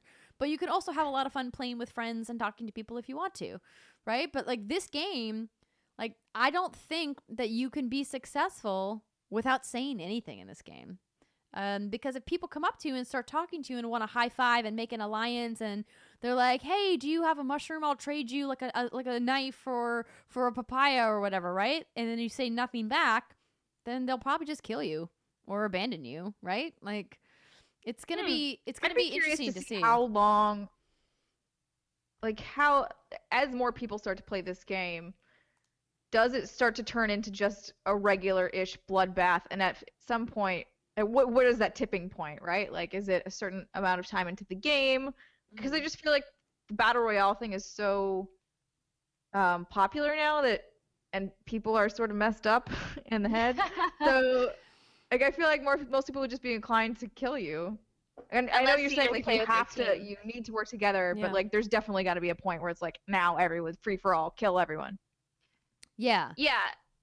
Interesting. This is really interesting. Curious to see how it Hmm. does. I feel like you said, this would be a great game for streamers. They love talking and performing anyway. Yeah. So A good Well, Oh my game god, to, like, can I be Bat spectate. Dad on this island? Yes, yes, you can. So there's also an audience voting mechanic, which I didn't mention before. So the more people that you have watching your stream, they all show up in your game as audience members. What? So it's integrated where, and the audience can vote to drop specific things on the island. They can vote to drop something that'll help you, or they can vote to drop something that won't benefit you, that might hurt you. And there is a emoji type emotion system. So like after I got murdered, I didn't die. I got straight up murdered. That I could spectate other players and I could vote. So like when I was following the GLaDOS character around, she kept hitting these amazing one-liners, and I was like, "You're fucking so great! I love this." So I kept hitting the laughing emoji. There's like a laughing emoji, like a love emoji, a shocked, like, oh my gosh, I can't believe that happened. And then there's like an angry emoji, and then there's like a hand clap, like a good job or like applause. And so you can click these as people are doing things, and so they can see how the audience is reacting. There was a moment where I was out exploring by myself, and I got into like a crazy fight with a monster, but I beat the monster, and I got about a couple hand clap emojis. And I was like, oh, people are watching me. And it was weird because it tied back full circle to what they talked about at the beginning of the presentation about this performative aspect, about how you behave differently when you know people are watching. And I was like, it's fucking kind of genius. This But game sounds so complicated. Yeah. It's actually I do want to play it though. It sounds interesting to try. yeah, it was like the gameplay itself is relatively simple. It's like you're on an island, you either get a gun or you get a knife or something, you hit monsters, you try to find a relic, and then you escape. It's actually like, it's the interesting part is the dynamic between players, right? Like that's gonna be It's an interesting and smart business move, I think, for them to explore this mic required. I mean, to me, that turns me off, but I can see, just like PUBG turns me off, but look how hugely popular that became. yeah. So it's smart. It's interesting. I'm curious to see how it does. Yeah, me too. So, the game again is called SOS. I'm gonna pull up the Which website makes me here. think of ABBA. I know, sending out an SOS. SOS. Because obviously you know shoot up a flare to get picked up from the island. If you guys want to Right. sign up for the beta, if you like, hey, this sounds really cool, I want to try it. They are doing a closed beta. You can go to sosgame.com. They're doing a vets versus threats campaign to show off some of their community members that have been in the alpha versus some veterans, and so should be fun. And then you know, you can find out some additional supporting information if you guys, you know, are intrigued. They have some of the character models for some of the characters that you can customize on there if you want to kind of check out what the art style looks like. But again, remember that this is closed beta, and they did not give me a time frame for when it's going to be, if there will be an open beta, or when it's going into early access, if that early access is paid or if it's free. They didn't have specific details. They were just, you know, sounds like they're still iterating. But Interesting. but yeah, there was another game I was going to talk about, but I remembered that the embargo is not up until next week, so that will have to wait until next week's show. Alexa Ray, you played Xenoblade Chronicles 2. Yeah, now I don't want to talk about it because that other game sounds way more complicated. Oh, wait, what? Why? So I am not terribly far into Xenoblade Chronicles 2. So do you want to wait to talk about it until you play more? I will wait to talk about it at length until I play more, but I do want to say, because I did come on the show and was like, oh my god, the UI makes me want to die. There's too much shit on Right. the screen. Help, help, help. The way that this is one of those games that will be introducing new mechanics to you like 10 hours in. This is like a 200-hour JRPG. Like, it's gonna be my life for the next however many months. The face that Brittany is making right now. I like this I can't stuff. tell if it's good or bad. But they I know, right? they introduce these mechanics, like you get a new one, a new combat mechanic, and then you have time with it, and then they give you another one by the time you've already gotten the hang of or mastered the one before it. And I don't feel as overwhelmed as I thought I was going to be with all that stuff on the screen. So I'm actually feeling really good about the combat. The story is so freaking bonkers. It is so bonk. Good bonkers? Yeah, no, there's a lot of really like. So the core of the story actually deals with like what does it mean to be? Huh. Like what? Like you Like are the existential Yes. idea of existence? Yes, it's I like think you therefore are. I am kind of shit. Yes. Well, no, it's like you are. Like what about if you are sentient, you have feelings and emotions, and you bond with other people and all that stuff. But then there's the opportunity for like if you don't have your memories, are you a person? And if you are something that can just keep being written over, are you being? Are you? Or are you like Are a you? machine, like a program sort of a thing? No, not a Kinda- program, like an actual like organic being. Like are you? Like question mark. I don't want to No, I know. That's what into I'm it. saying. I'm saying if those things weren't true, you would be more like A clone. a computer or something, like where you're just being rewritten. That yes, makes but sense. without Never the, mind. without the technological aspect of that. Yes.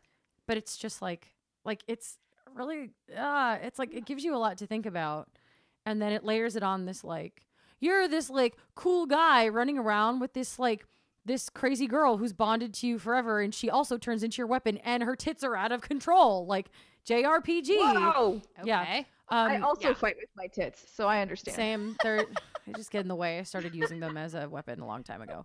But it's like the environments are massive and they're all different and they're beautiful and like it is. But the whole thing is like JRPG cuckoo bananas cuckoo. And I'm looking Bananas cuckoo. I'm looking forward to spending more time with it. But I just wanted to take back what I said previously about how the UI like really freaks me out. Have It's you fine. played it mobile on the Switch gamepad? Yes, and playing it mobile. I Playing- heard it's not so great. It's not so great mobile because it's like there's so much going on, and it's like it's the same problem I had with Doom on the Switch. Is like the text is too small. I don't know what I'm doing. Okay, so it's Um, not more of like a frame rate drop issue. It's just more of like things are too compressed. I haven't seen any frame rate drop issues, but it gets super compressed. I prefer to play it on my brand new 4K TV. So Oh yeah, So, I also- we all I- have 4K TVs we all went now. 4K. Hell yeah. it's for our jobs. Yeah, Okay. work, right? Well, I bought mine last year, so it was not for my job. We're- But yes. Damn it, but Steimer. God damn it, Steimer. I like it so far. We'll see how it holds up. Awesome. All right. Britt, did you want to talk about Neverwinter, or how do you feel? I haven't put enough time into it. I Okay. talked enough. Okay, so we will shelf that I've for said enough words. for next time. I know that Alexa, Ray, and Steimer wanted to talk about books, but we're We'll skip. kind of running No. along. We can maybe I talk just- about that next we're- time. Her and I are gonna talk offline about. We're gonna have books. a time. We're gonna have a time. Yeah. And somebody sent The Name of the Wind and The Wise Man's Fear to us. I'm very excited to read them. They sent them to Steimer, our Thank you to mysterious whoever sent them benefactor, to us. Ooh. with a very kind note. And I am so glad that you are going to read those books because they are two of my favorites. So good. Like, Patrick Rothfuss. Is Genius. that the seal guy? No. No, no. He's an author. He's a It's real person. Oh, I don't know these things. That's the author. Oh, I just remembered what you were referencing by Seal Guy. Yes, our husbandos video. Your man who can turn into a seal. From the Powers That Be trilogy from Elizabeth Ann Scarborough and Anne McCaffrey. If you never read it, it's excellent. It's great. Now I'm going to look up his name so I can get it right. You guys keep bringing him up. What sound does a seal Seal make? man. Seal man. Oh my gosh. Where's the That's not a wiki for seal. this? That's not a seal. That's a porpoise. Here it is, the or a P to B dolphin. series. Oh, Yeah. yeah. The No, Powers they That are. Be. They're like Yeah. Oh my There you go. gosh, What's what? good sound effects? What's his name? I'm looking. Hold I'm available on. for VO work. Wikipedia was Keep not the right making- place. I need to go to Wikia. Where's Seal Husbando. The Seal Bando. Ooh. We Turned gotta into keep a making seal. awkward seal. Of Yeah, all like, the while Was that a I dying look it up. seal? of all the animals of the various genuses and species in the Dr. animal kingdom. Sean Shongley. No, it's not a Like name. Schlong. I know. What is this name? That's, Dr. Sean This guy I've Shongley, ever the heard. seal No man. wonder you like him, it's Andrea. Sean Schlongley the Shield. Oh my god. The seal. Wait. There needs to be, before you guys completely throw me under the bus, there needs to be some context here. When I read this series for the first time, I was a teenage girl. I had a bunch of raging hormones. I didn't know what to do. I wasn't reading like smutty, like erotica, like romance novels. I was reading science fiction because I was a nerd back then, and I still am today. And back then. And so I read this book and I kind of got a crush on this character. Who's and- also a seal. No, he's a human that has the ability to turn into a seal. Is this like a weird like I kind of is this like the To be the fair. people that are obsessed with werewolves, except you've got the seal thing? No, so the idea, I'm gonna really quickly summarize Of because this all is a the sea tangent. animals, like a dolphin is like kind of sexy. No, so but here- like a seal, why? It's not about his seal form. He's very rarely in his seal form. So these people live on a planet. The planet is called P2B, and it's like PTB, the powers that be, like all goes together in like the narrative of the series. And the idea is that Okay. the planet is sentient, that it's a living thing Okay. that like has a consciousness. Okay. And because of its relationship, the planet has a relationship with the people that have been born there and live there. Okay. And so they like are like it's like very Mother Nature, Gaia, like some crazy stuff happening, right? And mixed in with these sci-fi elements. Uh-huh. And because of that, there people who grew up on P2B like have this like relationship, and because of that, like the planet gives them special powers, and his power is to be able to turn into a seal so that he can swim over long distances through the icy ocean water, because it's an ice planet that's like all covered in snow. But like, how bad Can did he I, fuck like, up to get the trade seal my card? power in for something cooler? He couldn't be a Like, that's what narwhal. Narwhals also like 'Cause, you know, are in icy water, Yeah, and narwhal narwhals would got be a cool bone yeah, unicorn but thing on their head. narwhals aren't as fast as seals are, and they're not as maneuverable, and I don't you know. know what? apparently- Seal gets eaten by orcas. I don't want to be a seal. Yeah. Seals suck. Why isn't he like an orca, like a majestic Like, orca? you know, maybe I'll just write up Anne McCaffrey and Elizabeth and Scarborough and be like, yo, so my coworkers are giving me a hard time about your Why? trilogy that I love and I've read over a dozen Why times. a seal? I've seen when I see like there are seals in the bay out here in our wonderful San Francisco Bay Area, and when I see them, I look at them and I go, "Yep, that's a seal." Like they're not. I can't There's even- no I like. can't What is the even right appeal now. of the? That's this- not What is his the appeal appeal. of the It's seal? not it's not the fact you don't even learn that But he has why this a seal? alternate form. Why a seal? We're talking in circles now. Alexa You Ray. couldn't Brittany- find like Brittany's a polar bear laughing. man or She's like a crying. She's She laughing. didn't technically narwhal answer man, why. a wolf man. Right. But I would say, why not a lovely Arctic bird that can fly for long distances? Good Do you, point. do you know of Steimer. any Arctic birds, Steimer, that can fly? I watched a Galapagos. Is that an Documentary. No, Arctic no, no, It's girlfriend. not quite the Galapagos same, is the other way. But birds can fly very long distances, is my point. I'm so sweaty. Oh god. Take your robe off. Wait, oh, you don't. If you're naked under there, leave it on. Oh no, you have. Okay, okay. Oh, Oh, hey. girl, is that a filthy casual shirt? Okay, go ahead. Arctic birds Yeah. that can fly. Did you just Google this? The Arctic tern. It looks like a Oh yeah, seagull. Arctic tern. I literally just read about that in Book of Dust. The auk. Yes, me too. The auk, which looks like a penguin that can fly. The snowy owl. We could it be a snowy owl? The penguins can't fly. Penguins Can they? can't fly. Okay, Google, you done me dirty. Okay. The penguin is on this list.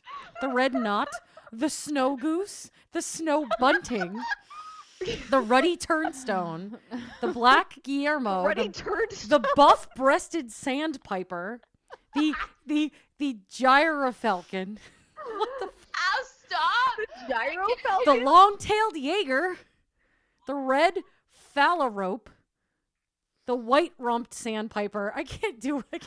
I can't handle any more of this, please. Okay. Look at all these art. Look, he had Okay. all these Arctic birds to choose from, and he went with a seal. Art. I'm so hot. Art.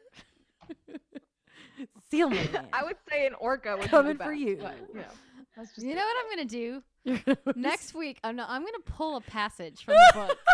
We're gonna have a fucking Yes, dramatic I'm so reading. excited. Yes. Yes. All right. Mostly because now I want to go back and read this series. Couldn't pick a buff-breasted sandpiper? That wasn't an option? Okay. Buff breasted. All right. Okay. Just checking. Okay. All right. This is done. This is done now. Ladies and gentlemen, we're gonna take a short break. Get your scorecard up. See how many of our picks for the Game Awards we got right. We're gonna pick some winners, and we're gonna see if we were right. And coming up after this short break, we'll be right back.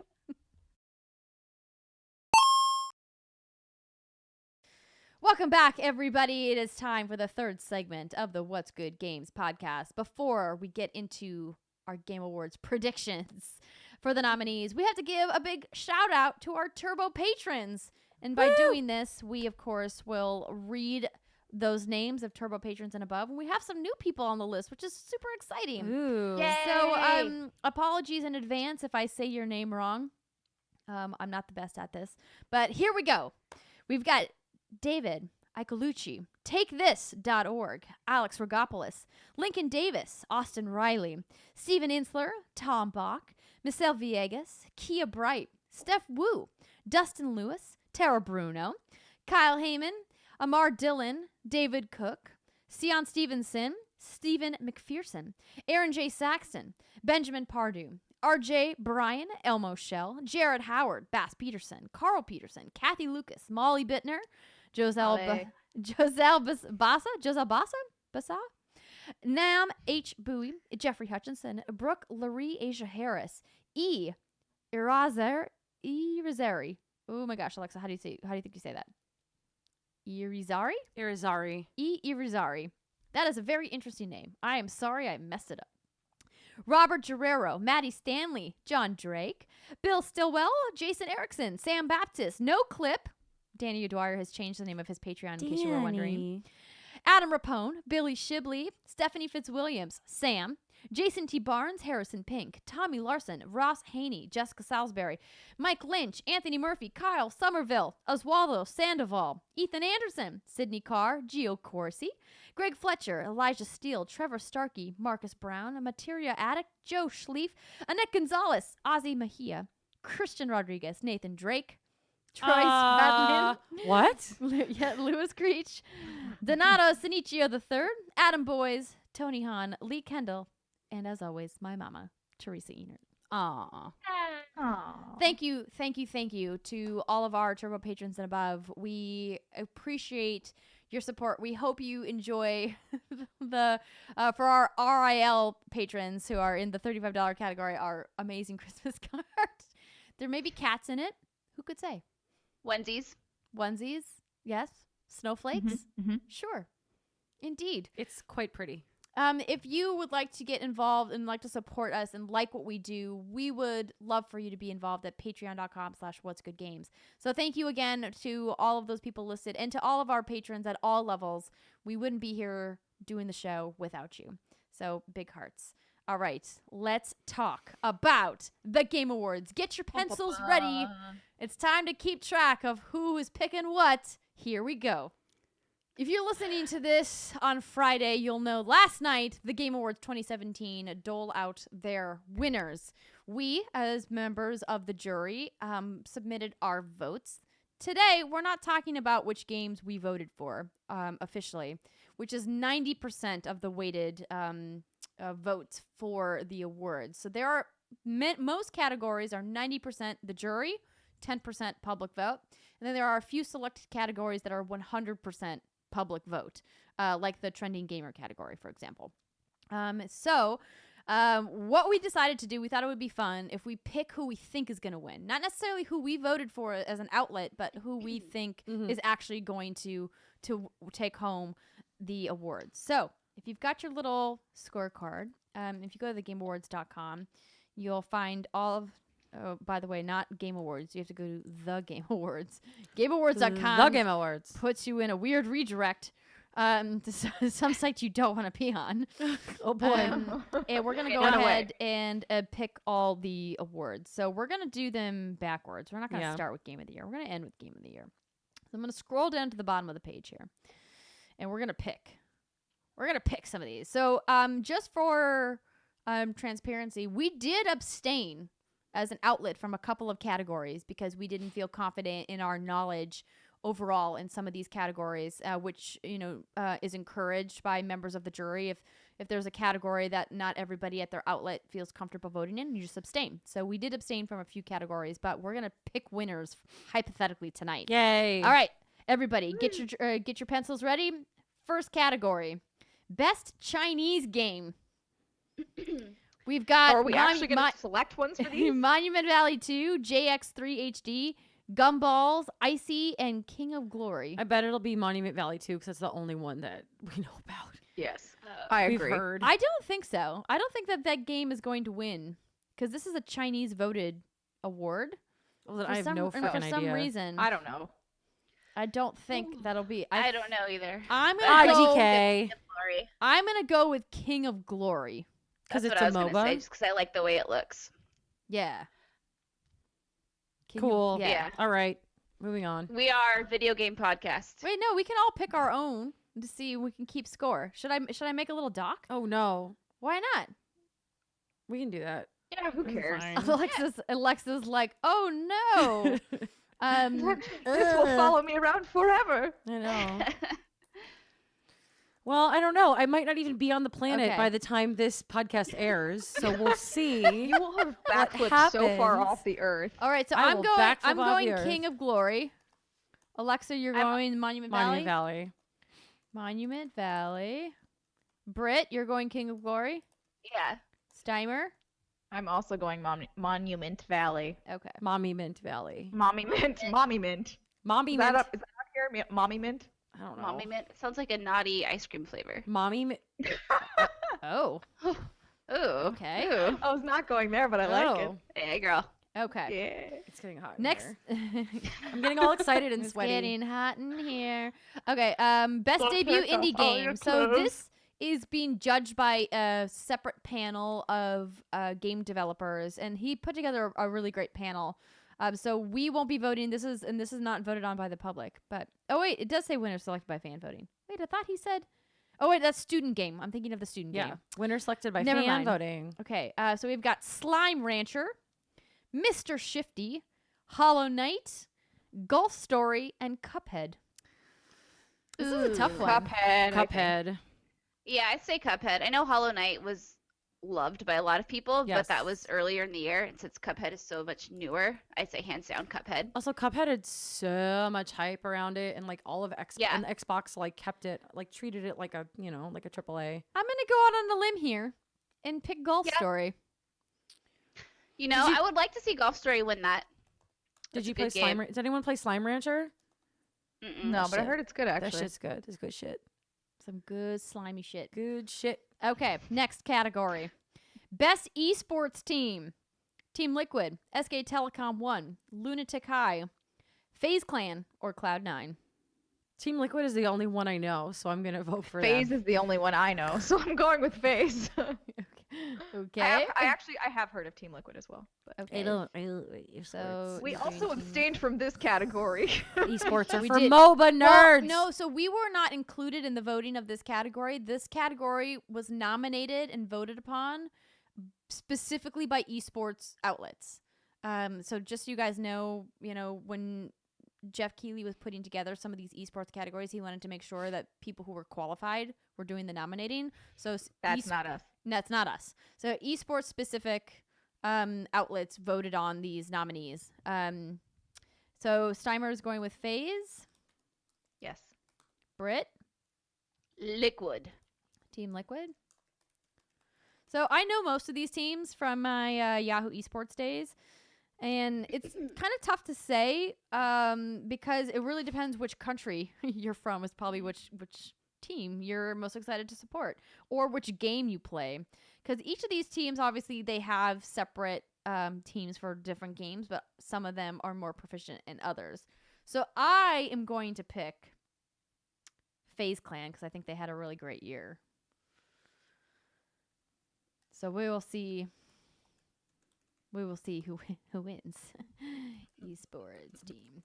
All right, next up. The best esports player, presented by Omen by HP. We got Kurokai, Ryu Jihyung, Nico, Coldzera, and Faker. What? I know a Faker. I think he may have had a bad year. I actually didn't. I remember seeing his name, and I don't think it was good. But I don't care. I'm picking him anyway because he's the only one I know.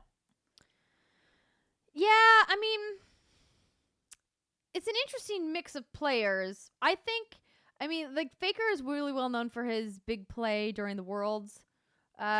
So he probably is in people's minds. Coldzera, of course, is really popular as well. I mean, obviously all of these guys are really popular, but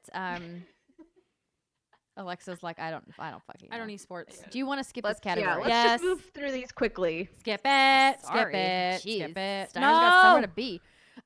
Best esports game will also skip then. Trending gamer. Let's skip this one too. We know who's gonna I win already, mean- so whatever. Let's just skip it. Yeah, let's just Whatever. Andrea Renee, are we riot? Yeah, listen. Yeah. At least at this time, I'll We know all- whose legs I have to We break. all voted for me. If let's hypothetically assume, let's in a world where I don't win, who do you think wins? Dr. Disrespect. Yeah, I'd love to see Steven Spawn win. I would but too. But people like angry yelling white guys a lot. But is that who you're going with? No, I think Disrespect will win if you don't. Yeah, agreed. He better not. Okay, next up, best student game. So we can skip this because we don't know these games. We never got a chance to play them. Best independent game: Pyre, Night in the Woods, Cuphead, What Remains of Edith Finch, Hellblade: Senua's Sacrifice. Oh. So I remember being a little like confused by this, that they're counting Ninja Theory as independent because they published it too, right? Because usually Koei Tecmo publishes their shit. Yeah. Yeah. Farts. I'm gonna go with Hellblade. For me. Okay. Oh. I would- want Pyre, but I feel like it might be Cuphead again. I don't know. Because it heads a cup.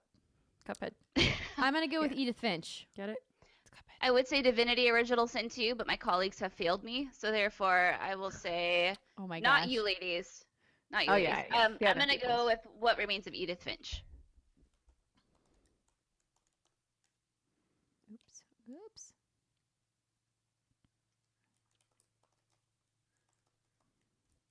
Sorry, I'm typing. I typed the wrong things in the wrong categories. I needed to get it right. All right, happens. most anticipated game presented by McCafe. Jeez, is so thanks, hard. Mick Cafe. The Last of Us Part 2, Red Dead Redemption 2, Monster Hunter World, don't know how that got in there, Marvel's Yeah, right. Spider-Man, and God of War. Red Dead. I think Red Dead's going to take this, yeah. I'm Dead doing Last Duh. of Us. Last of Us? Last of Us. Okay. Britt? Red Dead. I can't Give me wait. them Cowboys. I can't wait for the multiplayer in that Anticipated. game. Oh. Next up, Horsey. we've got... I was Wait, go ahead. no, I'll tell the story on another podcast about Red Dead's multiplayer. Okay. Best multiplayer. Speaking of multiplayer, Fortnite, Call of Duty World War II, Splatoon 2, Mario Kart 8 Deluxe, Destiny 2, and PlayerUnknown's Battlegrounds. I think it's gonna be PUBG. It's gonna be PUBG. I mean, yeah, listen. I voted for Destiny 2. I think we as an outlet voted for Destiny 2, but like PUBG's definitely going to sweep this category. I don't think it necessarily deserves it. I think obviously they're doing great things. This is the hard part. It's like what game deserves it over another game? Having 100 people into a single map doing a massively multiplayer game takes a lot of back end work, right? Like it does take a lot of, technical prowess, but the game is not running smoothly by any means. It's not like it's No. polished. It's also got like there are no like you look at all of the other games in this category and they have like oh my god, Polish? eating my own hair. No, well polish yes, but also like developing like they developed systems. They have all these systems that are working together, systems that they built so that people can interact with each other in different ways. And PUBG plops you down, tells you to go find something to hit someone with, and then just go. And like, yes, that's players creating their own gameplay experience because they literally drop you in a sandbox and you can do whatever you want. But that's work done by the player. That's not work done by the developer. That's players making it their own. Like, I think for the amount of work that went into all these other games, they are much more deserving than PUBG. I think it's interesting that 2 Nintendo games ended up in a multiplayer category, considering that there is no in-game chat client. Yes, Splatoon 2. In Nintendo games that you have to use this weird app, and the app doesn't even really work. No. Right? So, like, to me, I'm like, I was really puzzled by how both of these games got in. Not because they're not fun to play. Splatoon and Mario Kart, both fun games to play multiplayer. But as far as, like, technical achievement, I'm not sure they really belong. Do you think I'm out of base here? No, you're right. And also, isn't this like the 3rd year in a row Mario Kart has been nominated for something? Probably. Can we like put this game out to pasture now? I get it. It's Mario Kart. It's great. Cool. Bye. Moving on. Yeah. I do Goodbye think it's forever. ironic Bye that forever. every year Call of Duty gets nominated for this. Well, almost every year. And they never win anything, even though they make the most popular multiplayer game in the world, and they still don't. Right. That's Get nominated. for another day. It is. Hey. Alexa's like, move on. Okay, best sports racing game. I don't sports. This will be a really interesting category. Do you guys want to vote on this category, or you want to skip it? I just don't know enough about any of the games. I don't I'm sport. gonna say FIFA. I feel like FIFA always wins. FIFA these has a things. very big player base. Like, yeah. Yeah. And they I'll go continue with to GT iterate on that Sport. game, which is really important. I mean, Forza looked beautiful this year, but they had a few controversies surrounding their microtransactions. NBA 2K18 really tragically suffered from that as well. I think 2K kind of shot themselves in the foot with that game. PES hanging in there against FIFA, but they just are forever in FIFA's shadow, Pro Evolution Soccer. The come from behind here, I think, is really Project Cars 2, which kind of was a dark horse candidate. And the people that have played it have said nothing but accolades about it and really love it and think it's fantastic. I haven't spent enough time with the game to fully give an opinion, but GT Sport, I haven't heard anybody talk about. Which is doesn't mean that it's not good. It just is not as popular here in the United States as it is in particularly European territories and some other territories around the world. I really do think FIFA is probably going to take this category again. Whatever. Everybody loves soccer. I don't play games. Yeah. Just sports. Sports Sports ball. I go outside and don't sports. I don't. Okay. just don't sports. Best strategy game. XCOM 2, War of the Chosen, Tooth and Tail, Total War, Warhammer 2, Halo Wars 2, Mario plus Rabbids Kingdom Battle. Mario. You think it's going to win? I think Yes, because XCOM. if you look at all the other Game Award years, I've seen Nintendo take home some awards that were like, what? So I have That's a true. feeling this is just Nintendo going to has go a to strange Nintendo. power over people. Yeah. But I think that God, I'm torn because My Steimer, vote's I'm for kind of with XCOM for you. this. I think XCOM is gonna win because like fair access, like this is what they do, right? Like they are like the king of this category. 99% shots of hitting. Miss. Yeah. Oh, that's the worst. Yeah. I would like to see Mario Rabbids win because I'm like, hey, Nintendo, continue to do other things with other people. Yeah. It's good and it makes us happy. Yeah, Then again, I'm a very casual strategy player, so maybe that's why I thought the reception was like so good and like, wow, it's because maybe more people like me were into it, whereas I've never touched any of these other games, nor I don't think I will. But because this one has Mario slapped on it, I'm like, yeah, that's relevant to my interests. Well, and there's many people out there like you. I do think it's interesting and worth pointing out that Creative Assembly is nominated against themselves because they've worked on Total War and Halo Wars too. Oh, that's funny. But I'm with you, Steimer. I think XCOM is going to take this category. Okay, next. Best family game. Splatoon 2. It's Nintendo against Nintendo against Nintendo. God damn it! All of these games are on the Switch. Pretty much. Sonic Mania, Against Mario Nintendo. plus Rabbids Kingdom Battle, Mario Kart 8 Deluxe, and Super Mario Odyssey. I mean, if it's gonna be Mario Kart 8, and I'm going to roll my eyes back so Backflip hard on that it. they Such a pop out great of my face. game. It is, but like Mario Kart 8 had its day in the sun 3 goddamn years ago. It's true. Go away. We get it. You're here. You're not going anywhere. You're great. Bye bye. Like So is Mario It's Kart like 8 your your Skyrim for probably, me. probably. Like, just go away, Skyrim. pick? Steimer, what are you picking? I'm gonna pick Super Mario Odyssey. Okay, Britt. That game has been very frustrating to play with a small child. Mario Well, Kart 8. yeah, but nobody knows that. Nobody has children. Yeah, playing that game in co-op. But playing it's that, the best family game. playing that game in co-op is not great. Anyway, But I don't know if co-op is necessary for people to vote on this for best family game. I think Odyssey and how many people love it is going to dominate. And I think it's going to win, even though I think Mario Kart 8 is a better family game. As far as like a game you can play with your family. yeah. The sad part is that there was excellent work done on Sonic Mania. Yeah. But you're just like up against Mario, and Mario. Right. And Sonic, I'm sorry, you just can't compete. Mario's Nobody. more I mean, popular. Knuckles and Knuckles was great, but it's not enough. Not enough Knuckles. Best fighting Double game. Knuckles. Tekken 7, Nidhogg 2, Marvel vs. Capcom Infinite, Injustice 2, and ARMS. I don't see I a think world in which Injustice doesn't Injustice. win this Yeah. category. Yeah. Yeah. Correct. I'm Is good at that everybody game. in agreement, or does somebody have a different pick? Nope. We agree. I liked Okay. ARMS a lot. I but- thought what they did with ARMS was really, really interesting. The depth of strategy in that game was unexpected when I first saw this game, and then when I started playing it and really talking with some of the Treehouse members about just all of the different arms and how you can mix and match them and how you can use them in specific arenas or with specific fighters, I was like, I never thought it would be that intricate, but it's just such a different play style, such a Yeah. slower play style compared to most fighting games where the action moves so quickly. I think that's really kind of what threw a lot of traditional people fighting off. game fans off. I really hope they make like a martial arts sequel and it's legs. I really hope. I really hope it happens. Please make legs. That's great. Because what else is left? Like legs. I would play legs just because it sounds ridiculous. Legs. Arms. Legs. Like He's that's got okay. legs. Okay, next moving on. category. Knows how Best to use role them. playing game.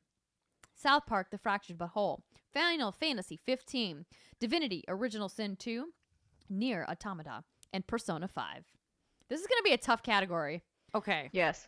I This think makes there's me going to be a lot of clench. splitting of votes here. Not enough people are gonna vote for Divinity. Sorry, Brittany. It's true. No, it's not going to Correct. happen. I get don't it. think South Park will No. get the votes I'm either. actually surprised South Park even made it on the nomination list. I also think I not don't enough. think Nier will get it. I You don't. I do not think No. Nier or Persona 5 will get it because the two of them have a very special target audience, and I don't think enough people are willing to sink the time into a game as long as Persona 5 or a game as weird as Nier. The people that love it are the people that that completed it. Like the casual gamer or the gamer that plays all the big games isn't going to reach for Nier or Persona 5. But I this think is- I think Final Fantasy 15 is going to get it. But be remember, honest. this is 90% weighted with the jury. Mm, Yeah, and so I think not enough people played Divinity. No. South Park wasn't that great. No. I don't think Nier enough people was played super Nier either. niche. So your pick is Yeah. Final Fantasy. I'm going to pick Final Fantasy. Okay. I'm gonna go with Persona 5 only because I think it had a lot of media hype, Mhm. and I think a lot of people in the industry were really hot on it. So Oh, this is hard. I I feel wouldn't say like- Final Fantasy 15, but because of all of the DLC and all the announcements lately, I feel like it's like hot take on people's mind.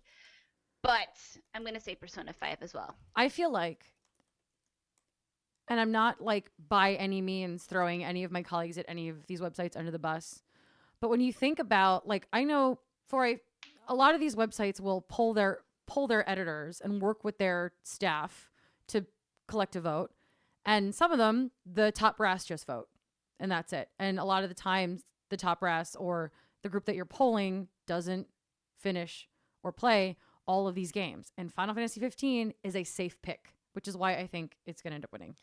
I Mhm. really That's love fair. your conviction. I'm with the girls, though. I think Persona's going to win. Okay. Let's It's see what either, I happens. really think it's either going to be Persona or Nier, but I mean, think Persona's I going to think pull it's gonna be through. Persona or Final Fantasy. This is gonna be an interesting category. Divisive. I like it.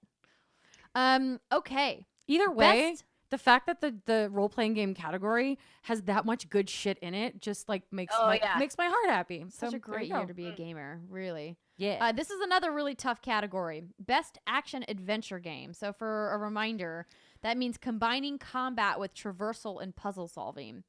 Uncharted: The Lost Legacy, Assassin's Creed Origins, The Legend of Zelda: Breath of the Wild, Super Mario Odyssey, and Horizon Zero Dawn.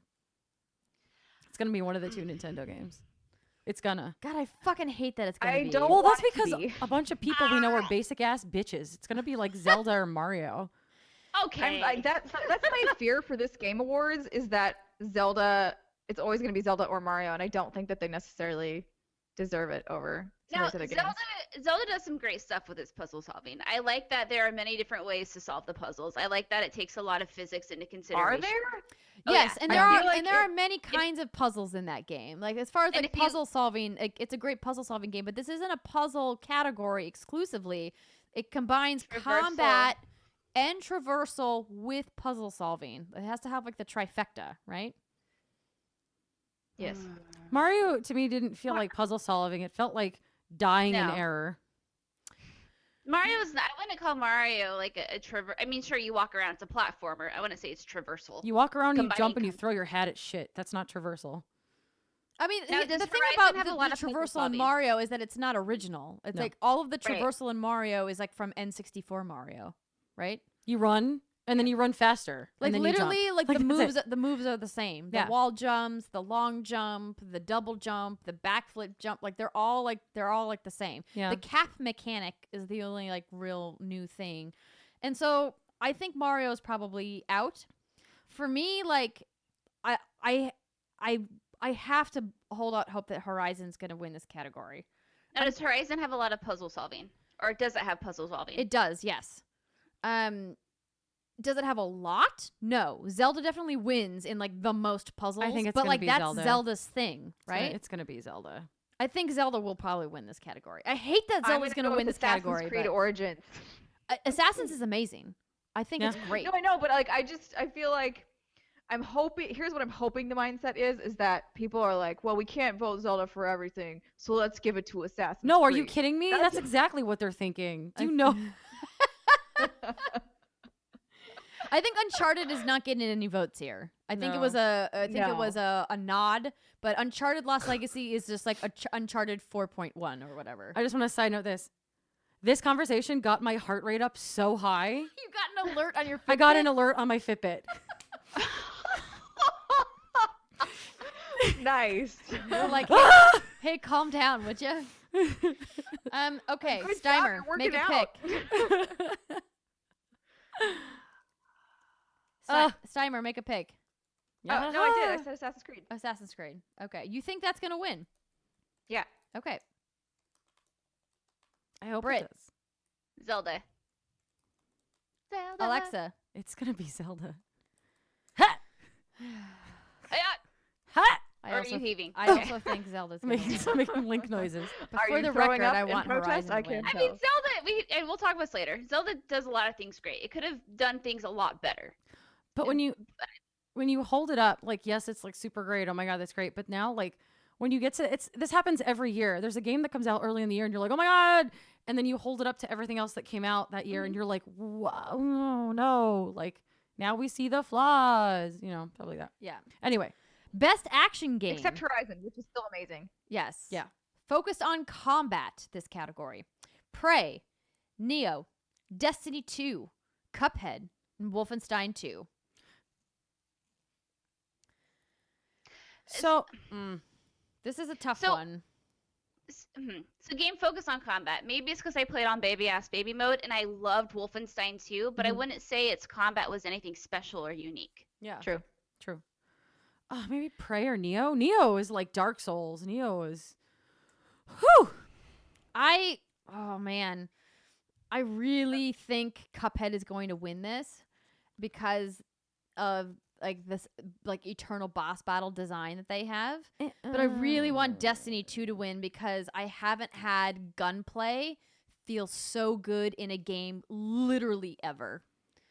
It's just so polished and so smooth, and the mechanics are so great, and the guns are so unique and weighty and have personality, and the combat encounters, while obviously they do get repetitive after a certain period of time, like, going into an area, like when you're gonna fight the Hive, okay, well, I need these kinds of weapons to take out the knights, and I want this kind of weapon for the thrall, and I need to have this weapon equipped for the wizards. And I think that that's a testament to their design in the game.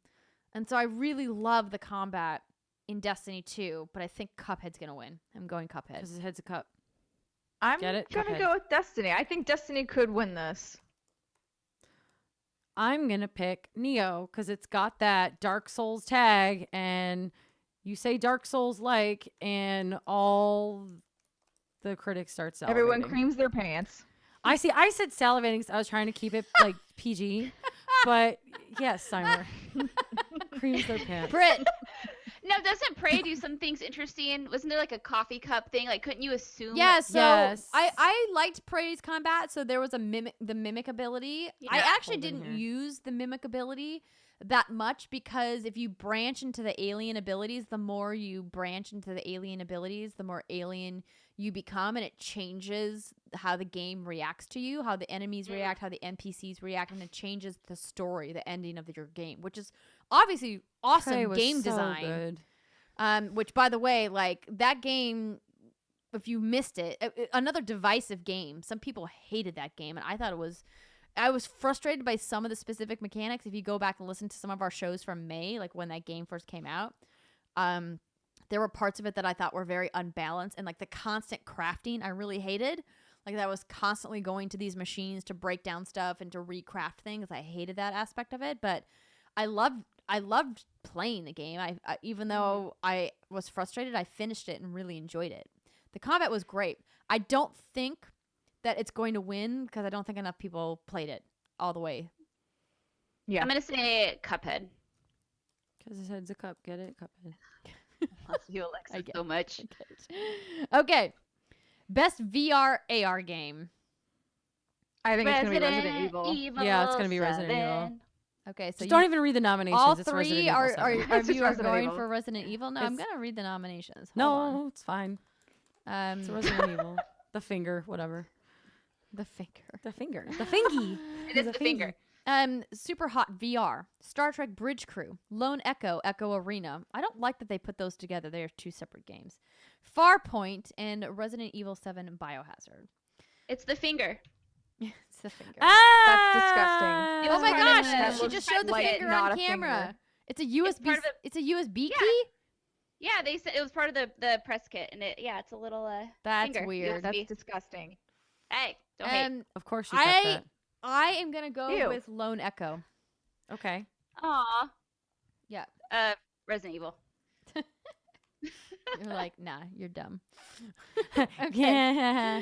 Next category, best handheld game. So what's funny about this category is that when we originally sent our nominations in, we asked Jeff if we could nominate Switch games because technically Switch is a handheld. Yeah. Turns out no one else nominated Switch games, just us.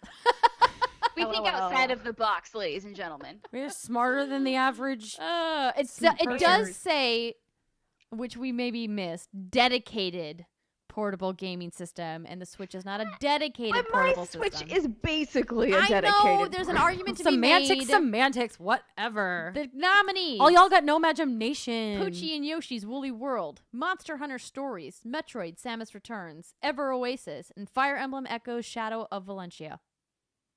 Alexa. I think the Metroid game is gonna. Samus Returns? Samus Returns. Samus Returns was real good, yo. Yeah, Also, I I feel think like Metroid more- is.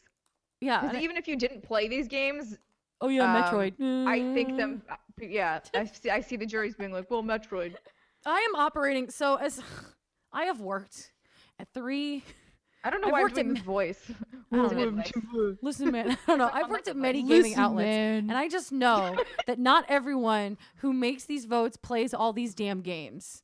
So like, so there we go. Sure. It's Yeah, gonna be Metroid. I understand. I I'm tried. looking at I'm this on cover board this art. train that you have. I'm looking What? at this cover art for Monster Hunter Get on my Stories, train. and that white beast on your looking train. thing looks real weird. The one. What? No, continue. Okay. Okay. No. So listen. Britt, who are you picking? Monster Hunter? No. It's the cover art looks like a white male body part. I'm gonna do Metroid. Whoa. Same. No. Look at the cover. It's like white, like a unicorn. No, I and has- see. Oh, okay. Just making sure. Metroid is my vote. Nom. Oh God. Okay. Monster Hunter nope, we're- dongs. I'm okay. We're moving on. I also picked Metroid. Okay, next category. Best mobile game. Fire Emblem. Fire Emblem Heroes, Super Mario Run, Old Man's Journey, Monument Valley 2, and Hidden Folks. I'm gonna be real with the entire world right now. Be real. If Super Mario Run World wins Best Mobile Game, I will be gone from the planet before the Game of the Year announcement, because Super Mario Run is a shitty game. It is just a runner clone with Mario slapped onto it. It is so stupid. I will be really mad. Bye. So who I'm are gonna you go picking? with Fire Monument Emblem? Valley 2 for this. Fire Emblem Heroes, yo. That book 2 update. Get them I'll say Fire orbs. Emblem. They finally added Soleil from Fates, and I spent another $30. Girl, Oh you my can't God. judge me anymore. No, I can't, because now I'm up to $350. Steimer. Ah. I said I'm picking Monument Valley 2. Okay. Think of all the husbandos that want you to vote for them. I am going to pick Think Super of those Mario husbandos. Run. Oh my God, Andrea, no. Oh my God. I think people liked it. A lot of people downloaded it. A lot of people. I This don't think isn't it's the most best downloaded game, but I game. think it's the game that's gonna win. I'll be so fucking Um, mad. So angry. Okay, best ongoing game. This is another really tough category. A lot of great games. Warframe, Rainbow Six Siege, Overwatch, Grand Theft Auto Online, Destiny 2, and PlayerUnknown's Oh. Battlegrounds. Oh God, it's gonna be fucking PUBG, even though GTA Online No, should get it. I think gonna it might say be Grand GTA Theft Auto. Online. Yeah. You know what? I yeah, think GTA Online has done more in terms of development to sustain their audience. Like PUBG has just grown despite itself. Yeah. Like, listen, 20 million copies is impressive. GTA Online. 85 million copies is more impressive. So, yeah. so I think GTA has a good shot at winning this category. However, PUBG is super hot right now, and people like to vote for it for things that it doesn't deserve. I'm just gonna say Like it. literally everything, guys. Including the Yeah. creator of the game, who's like, I don't understand why people are voting for us. I'm looking at you, my peers. How could you have let this happen? So across the board, we're all picking GTA. Yeah. After Okay, after the year we've had, you go and nominate PUBG for all these freaking Game of the Year awards. How could you do this? What's crazy is that all of these games deserve to win. They all have done a great job of building audience, of providing content, of keeping a community going, and it's a really tough category. Overwatch, Warframe, Rainbow Six, like Destiny 2, my bae, of course, but like it's. I think it's obviously going to come down. Destiny 2 people are real mad at, so I don't know. No, Yeah, they're just- real no, mad. Just a couple people are mad. They're roll, man. GTA and PUBG, it's going to be between those two for sure. No. Okay, next category. Games for impact. Please Knock on My Door, Night in the Woods, Life is Strange Before the Storm, Bury Me, My Love, What Remains of Edith Finch, and Hellblade: Senua's Sacrifice. Oh, this is a I hard think one. Life is Strange I is gonna win think this one. it's gonna You go think? Hellblade. Okay, so Alexa, you're going with Life is Strange? Yeah. I'm going You're Hellblade. going Hellblade, Steimer? I need to Yep. replay Hellblade. I'm going Edith Finch. Britt. Edith Finch. Okay, interesting. We're divided here. Impact. Okay, next category. Best performance. Melina Juergens, Hellblade. Laura Bailey, Uncharted, Lost Legacy. Claudia Black, Uncharted, Lost Legacy. Brian Bloom, Wolfenstein 2. Ashley Birch, Horizon Zero Dawn. I think Get Ashley's them gonna win this ladies. I think it's And time. Brian. I think it's I gonna think be Ashley's gonna Claudia win it. Black or Laura. I think they're going to split the vote and neither will win. That's a good point. Yeah, Ashley. that's possible. I think they both did an amazing job, of course, but they're reprising characters. So that might go against them for some people. Fair. Since it's not the first time they've played these characters. I think Melina stands a good chance to win, but I think Ashley's going to win. I'm picking Ashley. Ashley. I'm gonna go with Melina just because I think it would be an interesting pick. Okay. Britt? This is so hard. Who do I think will win? I'm gonna say Ashley.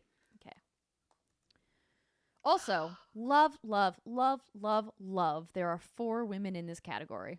Yeah. Get it, girls. Yeah, they're all hot. Best don't know why I audio just said that. design. Destiny 2, Hellblade, Resident Evil, Zelda, Mario. It's gonna be one of the Nintendo games. It's gonna be one of the Nintendo games. Remember, this is in-game audio and sound design. This is not score. I mean, Zelda does have pretty sounds in it. Yeah. It is very relaxing, even though there's not a lot of music in it. I hope it's not Mario. Because freaking Cappy's voice drives me up a wall. It's just the same Mario sounds that have always been Mario Wow! sounds. Let's go. Mario! Doink. Like whatever. I'm going Destiny 2. Yeah. I don't think it will win, but I'm still gonna go Hellblade on this. Alexa? Destiny. Destiny's Destiny? gotta win something. Gotta win like one Britt? thing. Throw it a bone. Throw it a As a bone. Destiny. Throw it a bone. Anything. Keep Throw it a PUBG out of bone. there. I think Zelda will probably win that award, actually, now that I think about it. Fucking Zelda. I hate you. I don't hate you. I just hate that you win No. things. Best score music. I think Zelda's gonna win. Inclusive of score, original song, and or licensed soundtrack. So that's important to remember. Destiny 2, Cuphead, Nier Automata, Legend of Ooh, Zelda, actually, Cuphead. Super Mario Odyssey, Persona 5. Why is Super Mario Odyssey in this freaking category? Is it because of that stupid. The music's pretty good in Mario. Right, but is it because do of like- the jumping song? Because like, that's great. Nier. I'm voting for Nier. Nier? I think Nier will take this category I'm because gonna say Persona 5. Okay. okay, Never see it coming. it will be it will be Nier or Persona because I know a lot of critics really praise the soundtracks for those 2 games. Steimer? I'm torn. I'm gonna go with Cuphead. I'm also Just going to go because with it's Cuphead. hot, and I think that the music in that game is really good. The music in that game is very good, and it's a departure from what we really hear from video games. Best art direction: Destiny 2, Cuphead, Zelda, Persona, Horizon Zero Dawn. This is a really tough category. This is a creative and or technical achievement in artistic design and animation. Oh jeez, I feel I feel like this might be one of those categories Zelda wins, but doesn't Shouldn't win? necessarily deserve. yeah. I think I really hope. I mean, her. Cuphead. I'm gonna say Cuphead. I'm gonna go Horizon. I'm just doing it. I'm gonna go Horizon too. Robot dinosaurs. Just gonna do it. I have never in my life stopped to take so many screenshots in a game as I did in Horizon Zero Dawn. I don't do photo mode. I don't have the eye for it. I'm not a photographer. I don't like composition. I can do on video, but photos are a whole different beast, as any professional photographer will tell you. I tried so hard to get good photo mode shots in Horizon just because I was continually in awe of how amazing the art is in that game and the cutscenes, all of them, even if you're talking to some random side quest person who doesn't really matter in the overall story, looks fucking incredible. Like We need some like theme music that we play every time Andrea talks about Horizon. We Yeah, do I like this because idea. you get excited dinosaur hands when you talk about Horizon. It's really awesome.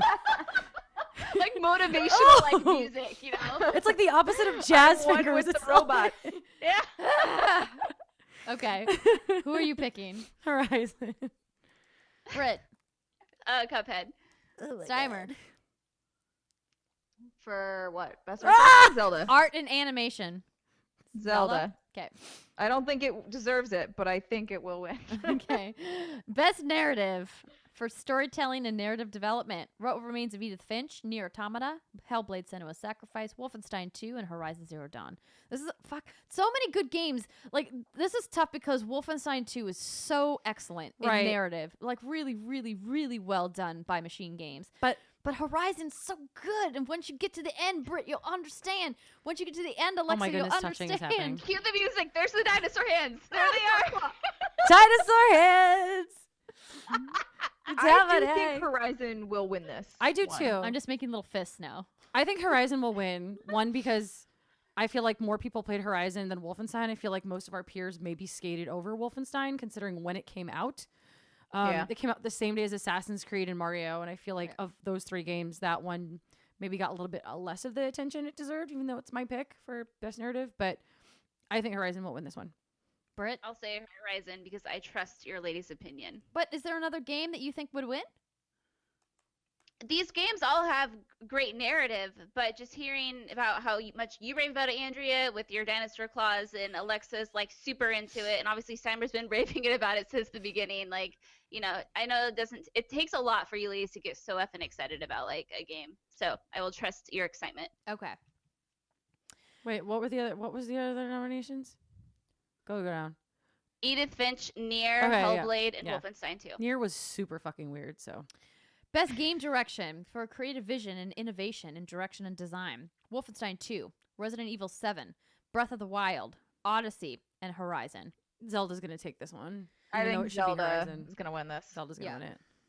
Mm-hmm. We put Yeah, Link in I a agree. sandbox. I think Horizon should win, but I think it'll win. Zelda will win. Says the woman wearing the Breath of the Wild poncho. I know, Knocking Zelda this All entire right, look. podcast. Look. Everyone's voting Zelda, right? Look. Yeah. I loved The Legend of Zelda Breath of the Wild. It was a great game. I'm still playing it, and I'm going to really dig into it when the new like story-based DLC comes out. However, a lot of the open world mechanics of it are open world mechanics that have been done better. And like I was saying earlier, if you listened to the last segment of the podcast when I talked about developmental iteration and how Horizon surprised me because it took a lot of gameplay elements from games that I had played before and really built on them and developed them and tweaked them in a way that made them fresh, but they were still familiar. I don't think Zelda does that. It just takes out all the dungeons and replaces them with a bunch of little tiny mini dungeons, which is cool.